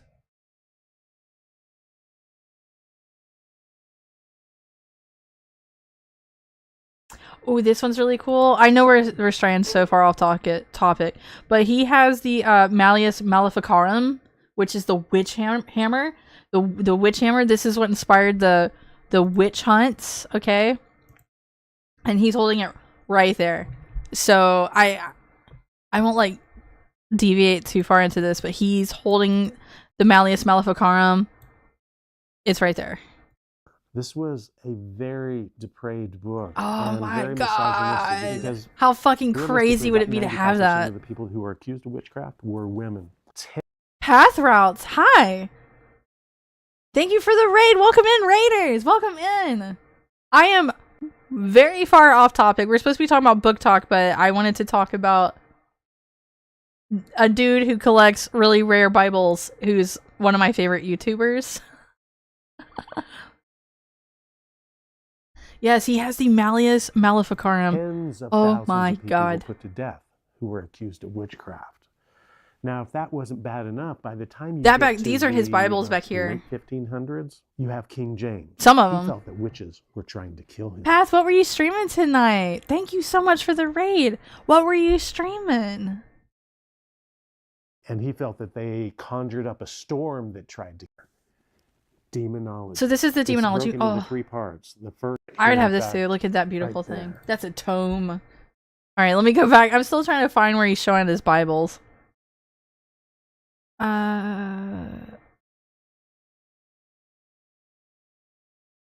It feels like that video is gone.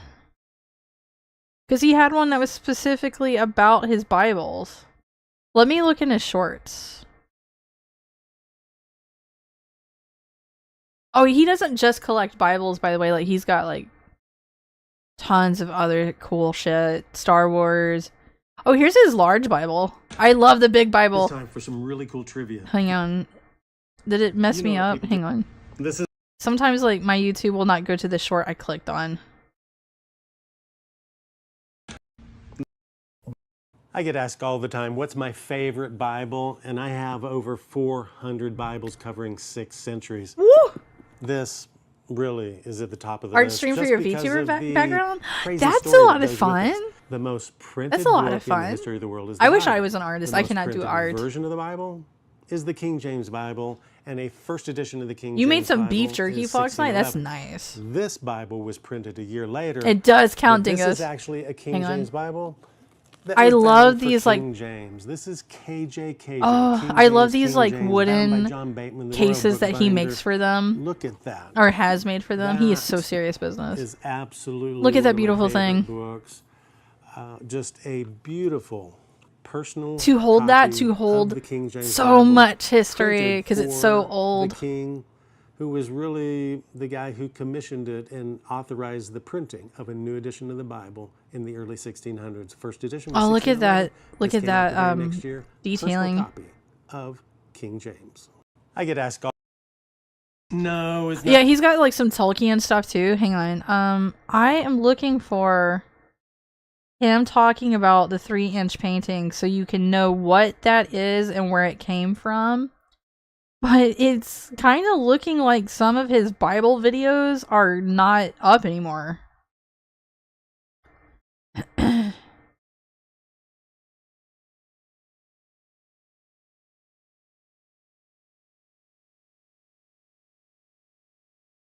Now, the reason why you're seeing like really massive Bibles is that this would be something that would be set before a priest or a whole group of people in a church in like medieval times. And that's why they're so massive. Oh, here you go. Incredible hitting paintings. Here you go. Have you seen those books? Here you go. Here you go. This is one of the videos I was looking for. Books where when you open Have a them, good night, there's this dingus. painting Thank you on for the being side. here. Those are called 4-edge paintings. Wait till you see what happens when I open these two books. And I want you to tell me which one's your So favorite. I want you to know this started with the most printed book in the world, which is the Bible, of making beautiful art on the paper edges. And seeing that carried on by Gooners on Book Talk is something else for me personally. Like, wow. All right, anyway, let's check it out. Favorite. First of all, let's start with this copy of I think, Harry Potter. I think that's actually pretty. I would never read Harry Potter, cool, but that's a beautiful book, actually. Star design on it, but when I open it, you will see something happen. Whoa, there's a scene isn't from that the movie exciting right there. for a That Harry is Potter cool, fan but to get not this like only do you special see a 4-inch edition? painting here, but you do on the side. There's Salazar Slytherin right there. And I don't know anything about what Harry Potter. On the other side, I know that book's beautiful. the basilisk right there. So, one more time. How cool is that? That's the Harry Potter book. But yeah, now that's let's see what happens those with things. This one. Yes, Now, show us this the one, Bible. You look at it and you Look just how see, beautiful. This Look is how actually a Bible from beautiful. the 1800s. You see this gorgeous gilt gold edges, but watch what happens. Yeah. Oh, I think this one's so beautiful. It turns blue. Wow, There's some that depicts that like blue beautiful is so scenes of cool. Jesus in them. And then and that's the ones I was looking for, but I can't find them. I can't find them, but I have never seen a Bible do that. You can One look more up this time, guy if just you to like finish Moon's this. Rare Books. Have you seen those books? One of my favorite bibliophile guys. But you at least get the idea of like what the book paintings are about or where they came from. Here is a Bible from 1795. And if we open this book up to I wonder if he shows them Mark, here. Mark 7:27. Oh yeah, in his collection he has some Bibles that were misprinted. Like there's one Bible that was because they had to print them by hand before the printing press, right? And it was misprinted to say Jesus said, "Thou shalt kill people," or that he was telling people to kill. When it was a crazy typo, and like just like that. Oh, Path Routes, have a great night. Thank you for the raid. And you have a good night too. You have a good night too, brother. Imagine getting high and tilting your head the right way when you didn't know this, right? So, I'll let this one play and then we're going to go back into Goon Talk. This is what it's supposed to say. But Jesus said unto her, Let the children first be filled, for it is not meet to take the children's bread and cast it to the dogs. Although this copy, whoever was setting the type messed up on one letter. Uh-oh. Now it says, but Jesus said unto her, let the children first be killed. Oh, I misspoke. This is the one where he said to kill them. For it is not meet to take the children's bread and cast it to the dogs. What a fucked up typo. I would love to have that Bible. This Bible, printed in 1795, is now known as the Child Killer Bible. Here. Isn't that ominous? It's like crazy fucked up. All right, let's get back to book talk. Moon's Rare Books. He is a wholesome dude who has an expansive museum of personal collected books that I would love to see in person. They're incredible. But he's all the way in Utah. But yeah, he's got like tons of other stuff. I love when he starts talking about like Tolkien. Like he's got personal letters that Tolkien has written, some that Charles Dickens has written and stuff. He's got like stuff from Houdini, which is mega cool. He's just like a cool fucking guy.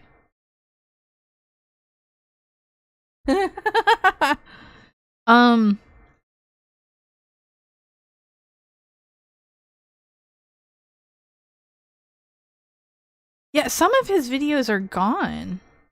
Sometimes that just happens. Like it'll be like, oh, there's something going on, so you pull it down for a little bit, or YouTube pulls it down. Like YouTube pulled down my stream because it didn't like a song I played. Oh, look, he's reading the Malleus Maleficarum right there. Shit. Now I would fucking love to have the Witch's Hammer, the fucking book that started the witch haunts. That is so fucking heavy metal, guys. I'm sorry. I'm like nerding out over this. Kite Zero, $10 just to help a little. Hey, from the bottom of my heart, thank you for the kindness. Thank you. Thank you. I really need to get back on topic. we're gonna be staying over an hour. Kite, thank you. You are a lovely boy. Thank you. Oh, he does another reading? I didn't even know about these videos. He also has like an ancient ass Quran, which I don't care too much about Islam, but old books being old with much history and much life to them, I'm always gonna be interested. Anyway, let's go read the reviews about The Night is Dying. Let's go back to Goon Talk. Mr. Moon, seeing Mr. Moon, that was an honor and a blessing. That was nice. I'm so glad I got to talk about him on stream, and you guys got kind of an idea about like the 3-inch paintings or 4-inch painting or whatever he calls it. But yeah, I always thought that was pretty cool trivia that started with the most printed book in the world being the Bible. Okay. Anyway, so Emily here thinks it's AI, and the story is predominantly bad dialogue and absolutely nothing happens. The time jumps between chapters are confusing. Also, nothing is explained with detail, just simply stated and lacking any real depth. This is a far cry from the first book. I didn't even know that. That was the second one. No way it was written by the same author. I can also now say I completely agree with so many others that this author is stealing intellectual property and thinks we won't notice because there's only so much you can do with romantasy. This has a comment. I'm curious what you mean by the author's spill the tea. Yeah, that bitch needs to spill the tea, Emily. Some of these women leave some reviews I don't have time to care about. Yeah, okay. It's okay. We are conducting a conspiracy right now. Some liberal somewhere is hating us, and I have to keep my tinfoil crown on. Because I don't know. I said my tinfoil crown stays on during sex. Okay, I said that. I'm gonna say it again. That's a rule. That's like rule number 5 of watching me. Okay. So what's this bitch saying? Asia Lance says, so much potential that was ruined by grammar errors, inconsistent timelines, and uncoordinated plot. So let me tell you something. If we're having grammar errors, how much you want to bet? This bitch not only used ChatGPT, but she used Google Docs and Grammarly. Don't do that. I may not write a lot, but don't use ChatGPT, first of all. Like, just get good. But using Google Doc with Grammarly, the Grammarly add-on, Grammarly, in my opinion, don't even get that. Like, just don't get that. Like, don't fuck with stupid Grammarly. Or is Clips not working? Are you for real? It better be working. I mean, we can always check my clip page through the bot to make sure.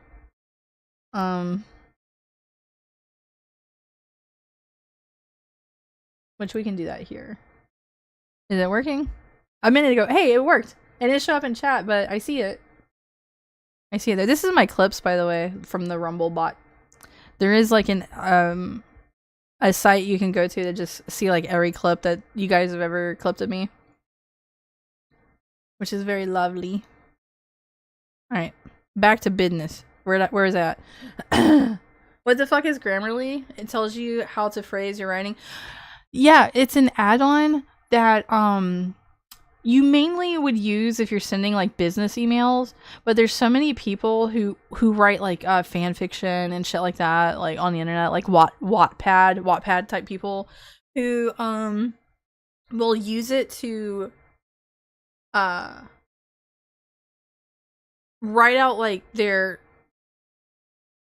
I don't know, like their short story or what have you, and instead of like actually editing it, they'll just go through and let Grammarly tell it where it had a grammar inconsistency and Grammarly will almost like rechange that sentence for you. It's not good.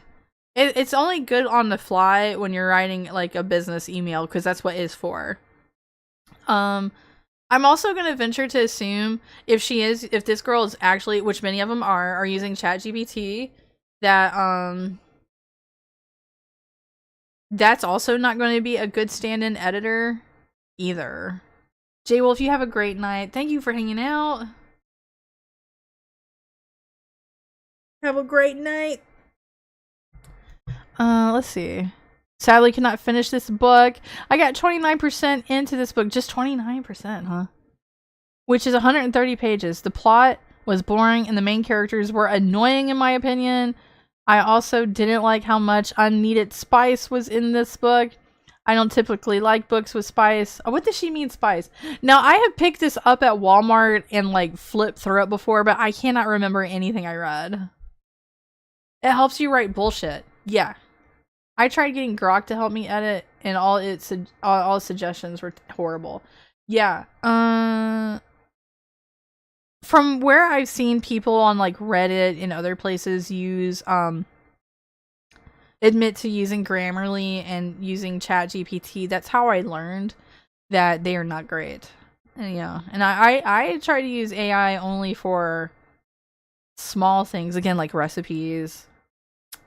Maybe I needed to give me like a quick analysis of like something like a historical figure or something. I try to do basic surface web shit with it because AI is not the way that we elites, whoever, have been funneling money into AI. AI is going to go into the red eventually, and it's not going to stay in the black. Like it's not it's not going to be what we're wanting it to be. Oh, is there a word for kinky sex scenes? Oh, she doesn't like too much spice? I'm a spicy bitch if that's the case. She couldn't handle me. So, she didn't like how much there was unneeded spice. Oh, so like the spice wasn't happening naturally. With spice, but can skip it if there is too much. Also, Knight didn't really have much of a personality either. They normally don't. They objectify the shit out of men. Alright, and the men do not have personalities. It seemed like he was just there to please and obsess over Estrella and do nothing else. Nearly every book on this fucking table is guilty of that. Let's see. I want the characters to have some depth. Thank you, NetGalley, for letting me have an arc of this anyways. Who are you talking about? Oof it. Why do they speak so much to each other? Like, this is paragraphical. I'm very simple whenever I'm talking to people. Through text. I felt like snapping. I don't like it. Blah, blah, blah, blah, blah. That's okay. Let's move on. Let me get Mr. Moon out of here. So let's look at Behooved. So, I've seen Behooved. I don't remember if I've picked it up before. Where's it at? I don't remember if I've picked up Behooved. There it is. But I've seen it. I've seen it in Walmart. I know it's a smut book. So this one was a smut book.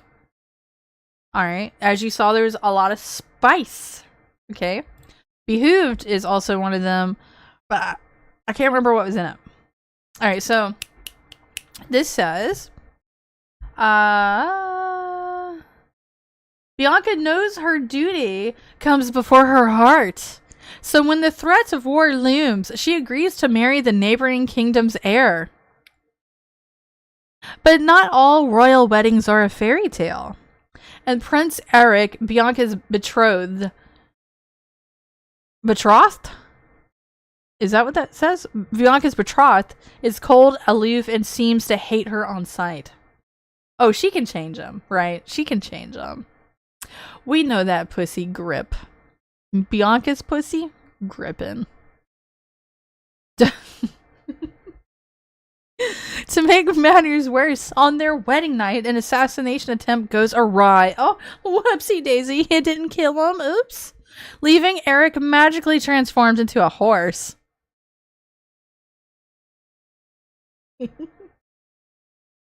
All the book talk books that I know are that have cousin fucking and dog fucking in them. This is just what I've seen around the internet, okay?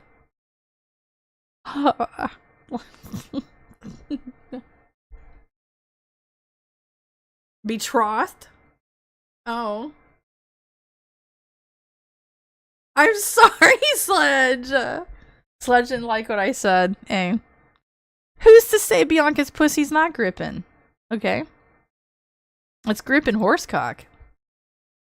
I wish you guys could see when I point. One day I'm going to have a 3D model and you can guys see the wacky fucking hand gestures I'm always doing. Anyway, Bianca does what any bride in this situation would do. She mounts her new husband and rides away to safety. Oh. I'm sorry, guys. I'm sorry. Sunset returns Eric to human form, but they soon discover the assassination. They soon discover the assassination. I keep saying assassination attempt is part of a larger plot against the throne. Worse, Bianca has been framed for Eric's murder, and she's now saddled with a husband who is a horse by day and frustratingly attractive man by night. As an unexpected romance begins galloping away with their hearts. Aren't they married? Hang on, weren't they married? Okay. He just didn't like her at first, that's what it was. Begins galloping away with their hearts. Chortle. Bianca and Eric must rely on each other to unravel, the curse and save the throne. This is the bitch that wrote that book. Mid. Moving on. What's some of the reviews? Nay. She gives it 1 star. She says nay. Nay. This is too long and I don't care. Save a horse. Ride your husband, who happens to turn into one. Oh, she likes it. For the My Lady Jane girlies, thank you to the Elder Weiss and the publisher for providing the ARC in exchange for an honest review. What are they talking about? Like ARC? What are we talking about? ARC? What are they talking about? Why do they keep saying that? The last one said that too. Save real horses and ride your husband. Help. We should make more reviews like this. It says everything that needs to be said. I don't understand. I didn't understand it. Hold on, this person gives a lot of example, or a lot of like shit.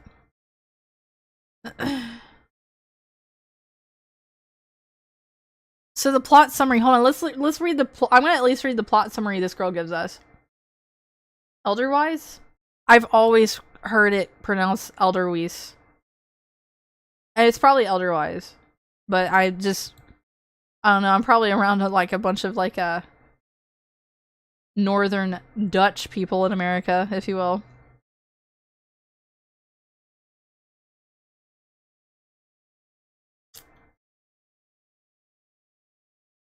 Elderwise. I mean, I know what they are. Elderwise are beautiful. I've just always heard them pronounced Elderweiss. But that's very American, probably. I'm sorry for mispronouncing it. Alright, so anyway. Let's see. It says 26-year-old duty-bound Duchess Bianca Liliana of the Kingdom of Damaria is wed to 28-year-old Prince Arik of Gildenheim as an agreement to cease war and unite the realms. Okay, skipping on. Well, we just read this. I thought she was like helping. She didn't help nothing. I'm moving on.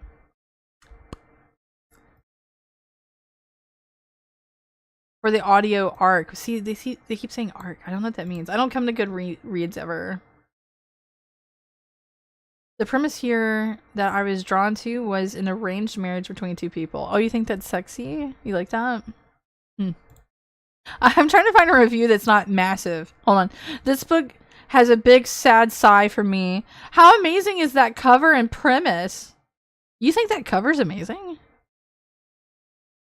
It's like aging millennial girl who grew up really into Sailor Moon looking to me. This was one of the most anticipated reads of the year, and I was so disappointed it didn't deliver. Y'all, I love cozy fantasy, but this one suffered from several problems. The main one being that I wasn't feeling the main characters or their chemistry. So much in this book felt flat and forced instead of whimsical and charming. Well, they weren't supposed to get together, right? Or they weren't supposed to get along. She was supposed to, like, change him. Cute and cozy. I had a fun, easy time with it, though I was more invested in the first half than in the second. I wanted more from the world, the magic system, and the romance. Swan Princess meets My Lady Jane vibes, but less tension. Thank you, NetGalley and Hotter. I guess they get perks for, like, shouting this out. This was a gigantic plot hole. I was also promised slow burn, but I swear this romance was a race. It took 5 days. I am so glad I am not into romance shit. This seems bad. Sailor Goon? Sailor Goon! That's right. That's what that says to me. Like, that. I don't think that's pretty. I don't know. People usually hate the things I find pretty. Or they'd be like, Zay, that's such grandma core. Why are you into, like, grandma stuff? I'm like, I don't know. I just really like flowers, okay? I like flowers.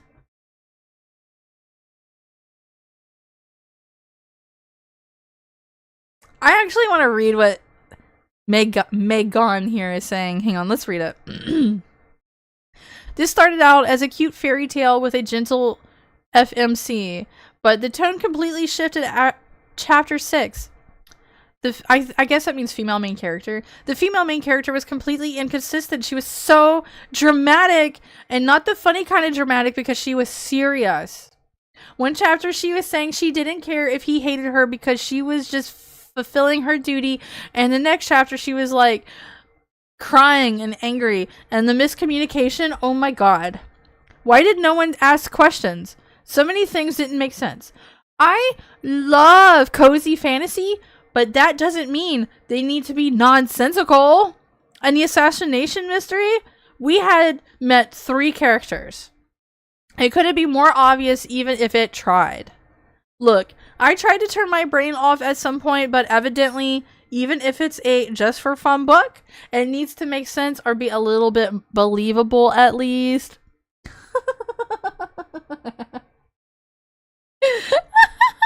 Oh, I'm so fucking tired of Behooved. I'm moving on. Was it better riding him as a horse or as your husband? Girl, I'm glad someone asked it.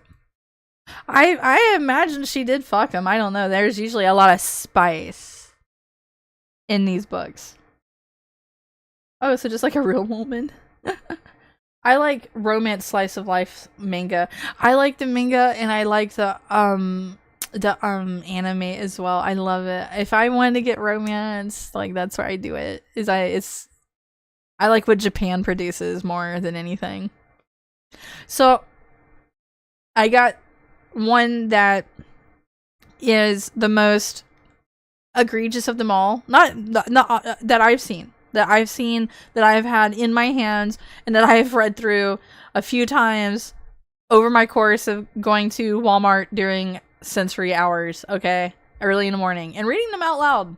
Okay, I will read them out loud. This is called Five Brothers. This one is Five Brothers. Did he have it on that table?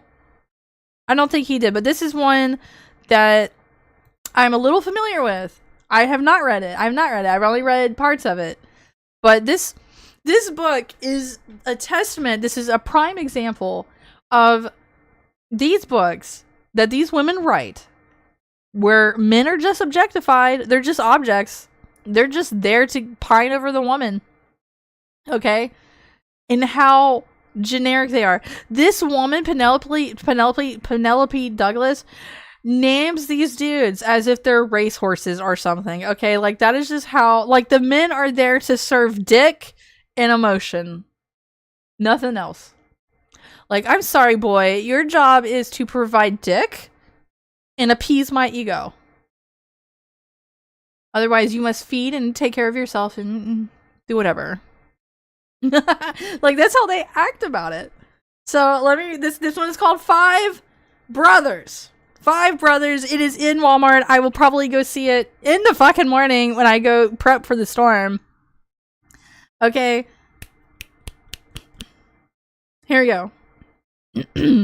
One woman learns the secret of the 5 Jaeger brothers. On the other side of town, in the dark glades under the rain. Oh, I'm sorry if you hear that. These are my bottle caps. I have like 3 empty water bottles beside me. Don't judge me. I drink a lot of water. You should try it. Anyway, let's keep going. Let's see. Macon is the oldest. 31. Ex-Marine. I don't think I've ever seen him smile. And this one is written in first person. This is written in first person. And I think first person is not fun. Do what you want. Sometimes first person does not have to be bad. I just don't think this girl did a good job. Okay. I don't think I've ever seen him smile. Army is 28. Macon. Army. That's just 2 of the brothers. His name is fucking Army. Army is 28. A single dad with the most beautiful green eyes. He has no idea who he is, if not a Jaeger brother. Iron will be in prison soon. His name is fucking Iron! Are you hearing me? You'd never think it to meet him. He's a nice guy, actually, but he can't stop reacting to everything. Dallas is the one I hate. 21, cruel and selfish. He takes and then throws away whatever is left. And Trace is mine. Or was for about 2 seconds. No one can tame him for long. Do you hear these fucking objectified male names? We got Macon, Army, Iron, Dallas, and Trace. These are her fucking dog names. These are names for dogs. These are horse names. Okay? Oh man, wait till you see this one's pic. Wait, what do you mean? The pic of the writer? Make a game where she collects condoms and hands them over her wall. Hangs them. I heard that there are these books with ICE agents. Now, I've heard rumor through Twitter that there really was like an uptick of like ICE agent AI gooning for the women. I have heard that. I didn't see. I don't know. If you come across it, I'm sorry, I have hiccups. Send it to me. I will fucking torture you guys with it. I'll read it. If you spot it, you can send it to me. Anyway, so this actually continues on. Not that I ever wanted to. It was fun, but now I need to go home, back to my side of the tracks, away from the swamps and these men, to my parents' big house, or on my clean street, where I'm never dirty or messy or hot. And I will. I'll leave first thing tomorrow morning. I just want to crash out on the couch tonight. This is the most brain dead fucking book, guys. It's the most egregious one that I personally came across. I'm sure there are worse. Their house is dark and quiet. Everyone else is asleep except for one. He sees me crying and comes at me from behind. I let him wrap his arms around my body and hold me tightly. His breath is on my neck. His fingers are in my hair. He doesn't stop there. I don't think it was Trace.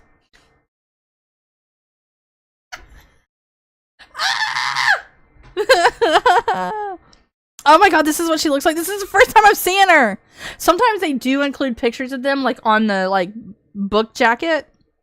And I don't remember if I've ever looked at what Penelope looks like. But look at that.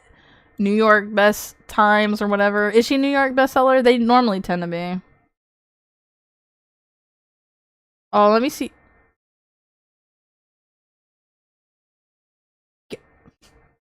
I shouldn't comment on how I think she would be in bed. That's rude. I shouldn't do that. I shouldn't comment on how much of a pillow princess and a starfish she probably is in bed. I shouldn't comment on that. That's rude. However, I'm pretty sure the main character in her stories starfish and our pillow princesses in bed. They're not giving. They're only receiving. I'm just saying. Well, in James Bond movies or video games, that's expected. Oh, what are we talking about? It's like if a guy named his female characters Tickle, Bitties, Kitty Cat, Honey, Busty, and Legs.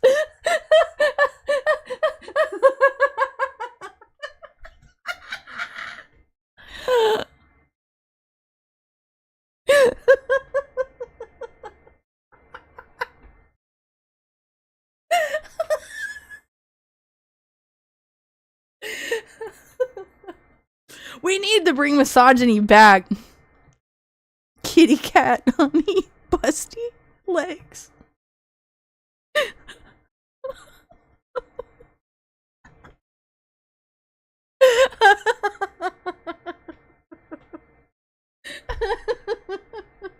I'm trying to get it together. Hang on. Oh, that brought tears in my eyes. I mean, could you imagine, like, the hell that women would seek on men? I mean, I get it. Sometimes men write women badly, but what are these women? These women are doing a worse job than what we see with some ways that men have written women. I'm being real here. Like, they're barely human in the books. Like, they don't feel human. It's like he's just all dick and brawn is what he is. Like, like that's just it. That's just fucking it.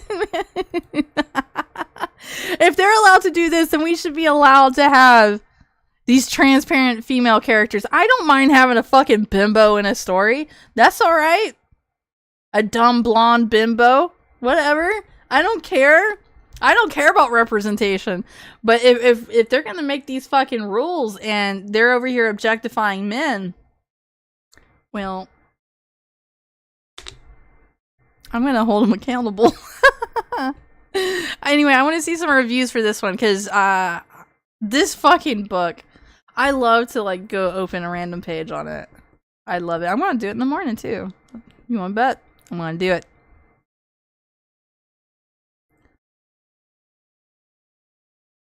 Let's see, right off the bat, I'm just gonna say it. I really thought this was gonna be Credence 2.0, but it's not. I'm not 1,000% fully sold on this one, but I found it pretty entertaining. Oh, really? Let's see. This one here, Chan. She gives it 2 stars. Love a good mystery where the key to solving it is playing a game of which of these 5 keys fits in the lock. Except the keys are 5 different dicks and the lock is, well, I'm sure you can guess. This one is next to children's books, guys. I see it every week. I don't know. I'm not offended by the concept. I'm a pretty live and let live kind of gal, but this plot was kind of non-existent, and I don't really feel the long-term capability between hero and heroine beyond, yes, you have the best dick of the bunch and can maybe provide some stability for my crazy-ass life in the long term. I don't know.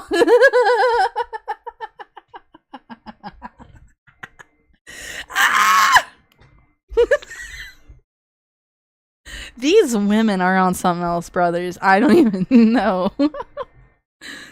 I don't even know. Of all things, like, did you ever think that TikTok was gonna cause women to start gooning real hard to books, and then they hide in the YA, the young adult genre, and they hide, like, they've like hijacked shit and hide in it. That way, like, you can't tell what it is. Not fully. Maybe it's all the holes. So she will say dicks, but not vagina. Well, that woman, this Chan woman strikes... she kind of strikes me as a person that would refer to a pussy as a hoo-ha. You know? Yep, there's 5 dicks in the house and 1 hoo-ha. Like, that's what she strikes me as. Like, you know, the old... You know, the thing down there. The old... I can't even think of anything. The old sausage wallet down there.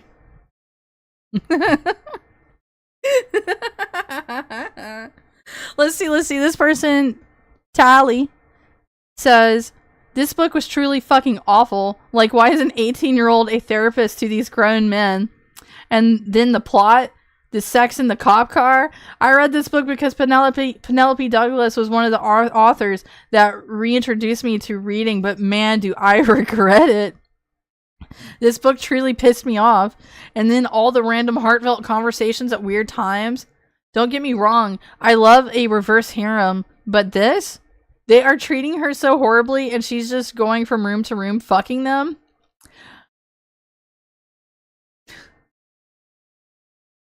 I've heard of chicks that do this in real life.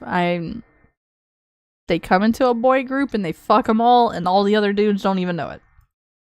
Until they start talking about it one day and then they become aware that it's happening and then they start distancing them from her. I've had a lot of friend groups fall apart because of whores. So this book kind of sounds like that. On top of that, I didn't feel any sexual tension between the characters. That's because the girl sounds like she was in the free use. The main character sounds like she was just in the free use and it's like, listen, I got a big heart and I got a nice ass and these legs are open for you, brother. Any of these brothers. Yeah!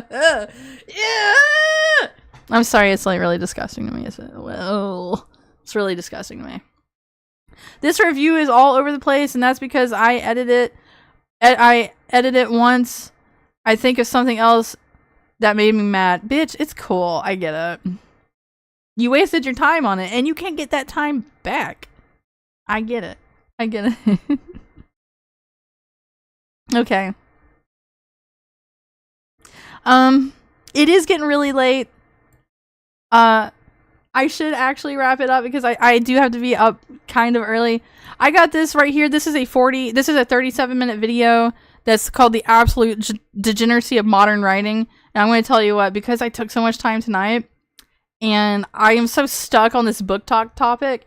How about this, you guys? How about next week we revisit the book talk thing and we watch this video? Because I haven't seen this. It's a good video. From what I've been told. This is a good video, and I actually want to hear what a woman has to say about the degeneracy that's happening on Book Talk. I'm so curious to hear about that from her. So how about this, guys?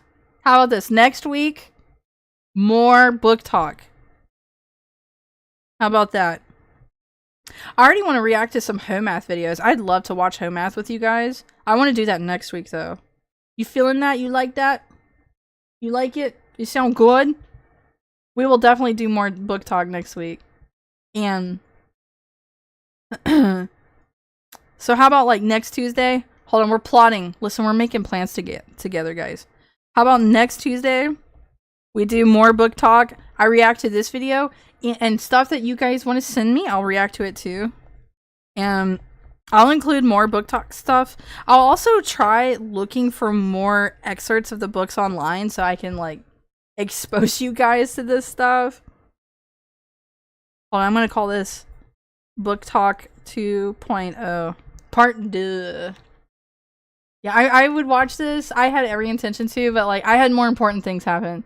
I had to share Mr. Moon, the Bible guy, with you guys. We had to like just talk about everything else. But reacting and sharing stuff with you guys, I had a great time. I hope that you had a great time. I'm also writing on my little Hello Kitty planner of what we're gonna do. So how about this? You guys are gonna be in the know right here and right now. Wednesday next week, we will do more book talk. We'll watch this video. I don't want to watch it until then because I'm very curious what another woman is gonna say about like the gooning problem. Because I honestly, it's rare for me to find women that I can agree with. Could you imagine? So, and then how about on Tuesday, book talk part 2? How about on Wednesday, we react to some home math videos. I love home math. I don't have anything for Thursday nights winging it yet, but you know what? I might surprise you guys. It might be more boy stuff. It might be more boy related stuff because you guys sent me a lot of videos. You sent me a lot of videos to watch, and I want to watch them. I really do. There's like some fun stuff. I saw some UFC shit posted. All that stuff that I don't really watch a lot of, so it's gonna be fun. So that might be more boy stuff. Thursday's still up in the air what that Wingin' it's gonna be. But anyway, for right now, tomorrow night, hold on.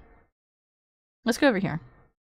So for right now, I want to tell you guys that tomorrow night, I'm going to be watching Warhammer stuff. And there is a lot about the Warhammer lore that I actually do not know. I think Warhammer is super cool. Every time like I'm exposed to something new about it, it's fucking interesting. It's like really cool. And so please join me for Warhammer Wednesday, please.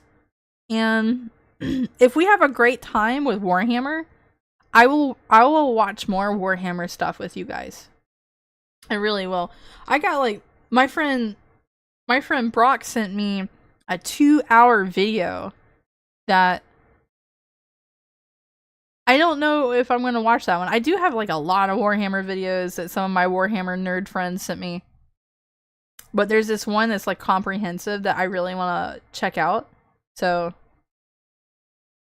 I don't know.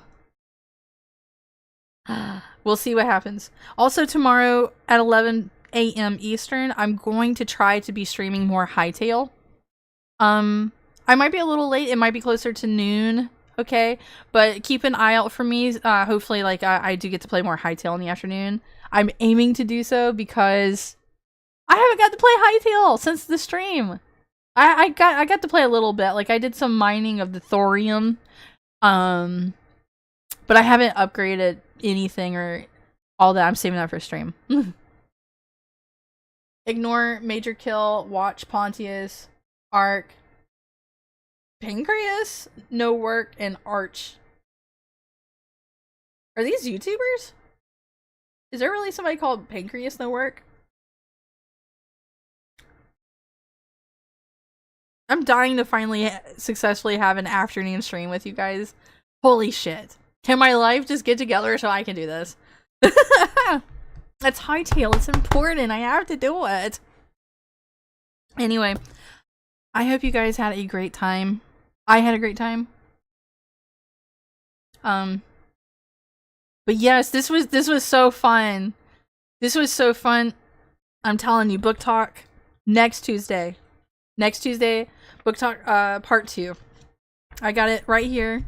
You can't see it, but there's a sweet little Hello Kitty with some days a week, and she is overlooking where I sloppily jotted down what I'm doing. Okay, we're gonna make it happen. And I'm gonna have more stuff. I'm gonna try to find more silly shit like this fucking Five Brothers thing. Oh, I hate that I gotta go. But it was nice that I got to stay later with you guys. It's all good. But I gotta prep for this fucking winter storm, which means I gotta be up early so I can dodge all the boomers. Truth be told, I love you guys so very much. Thank you for being here. Thank you for spending all this time with me. I hope I made you laugh a little bit. I hope that you were just blown away by some of the fucking weird shit through book talk and oh my god, what the fuck is up with millennial writing? I wish it would stop. It's like just sucking the life out of everything. It sucks. It's awful. Not all millennial writing, but like the most of it. These DEI FAGs, you know what I'm saying? You know what I'm saying? Oh my god.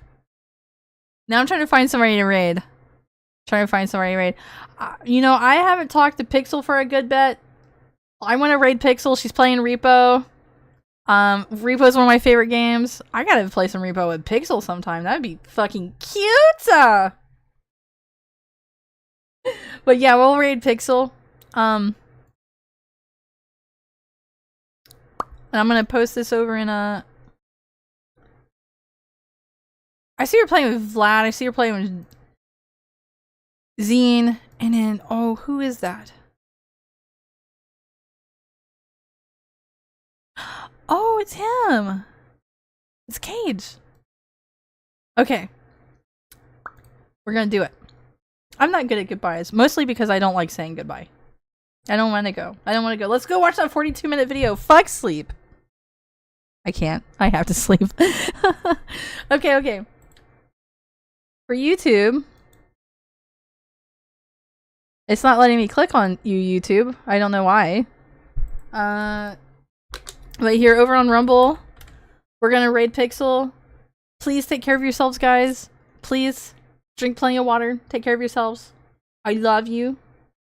And I will see you hopefully tomorrow afternoon. If I do not, by some stupid occurrence, tomorrow night's Warhammer. So we at least got that, okay? Okay. We're gonna raid Pixel. YouTube, I'm sorry, I can't post it to you. It's Pixel Kittens with a Z over on Rumble. You can also find her on Twitch. She's one of my VTuber besties. Please check her out. I can't link it. I don't know why it won't let me. But okay, let's go. Let's go.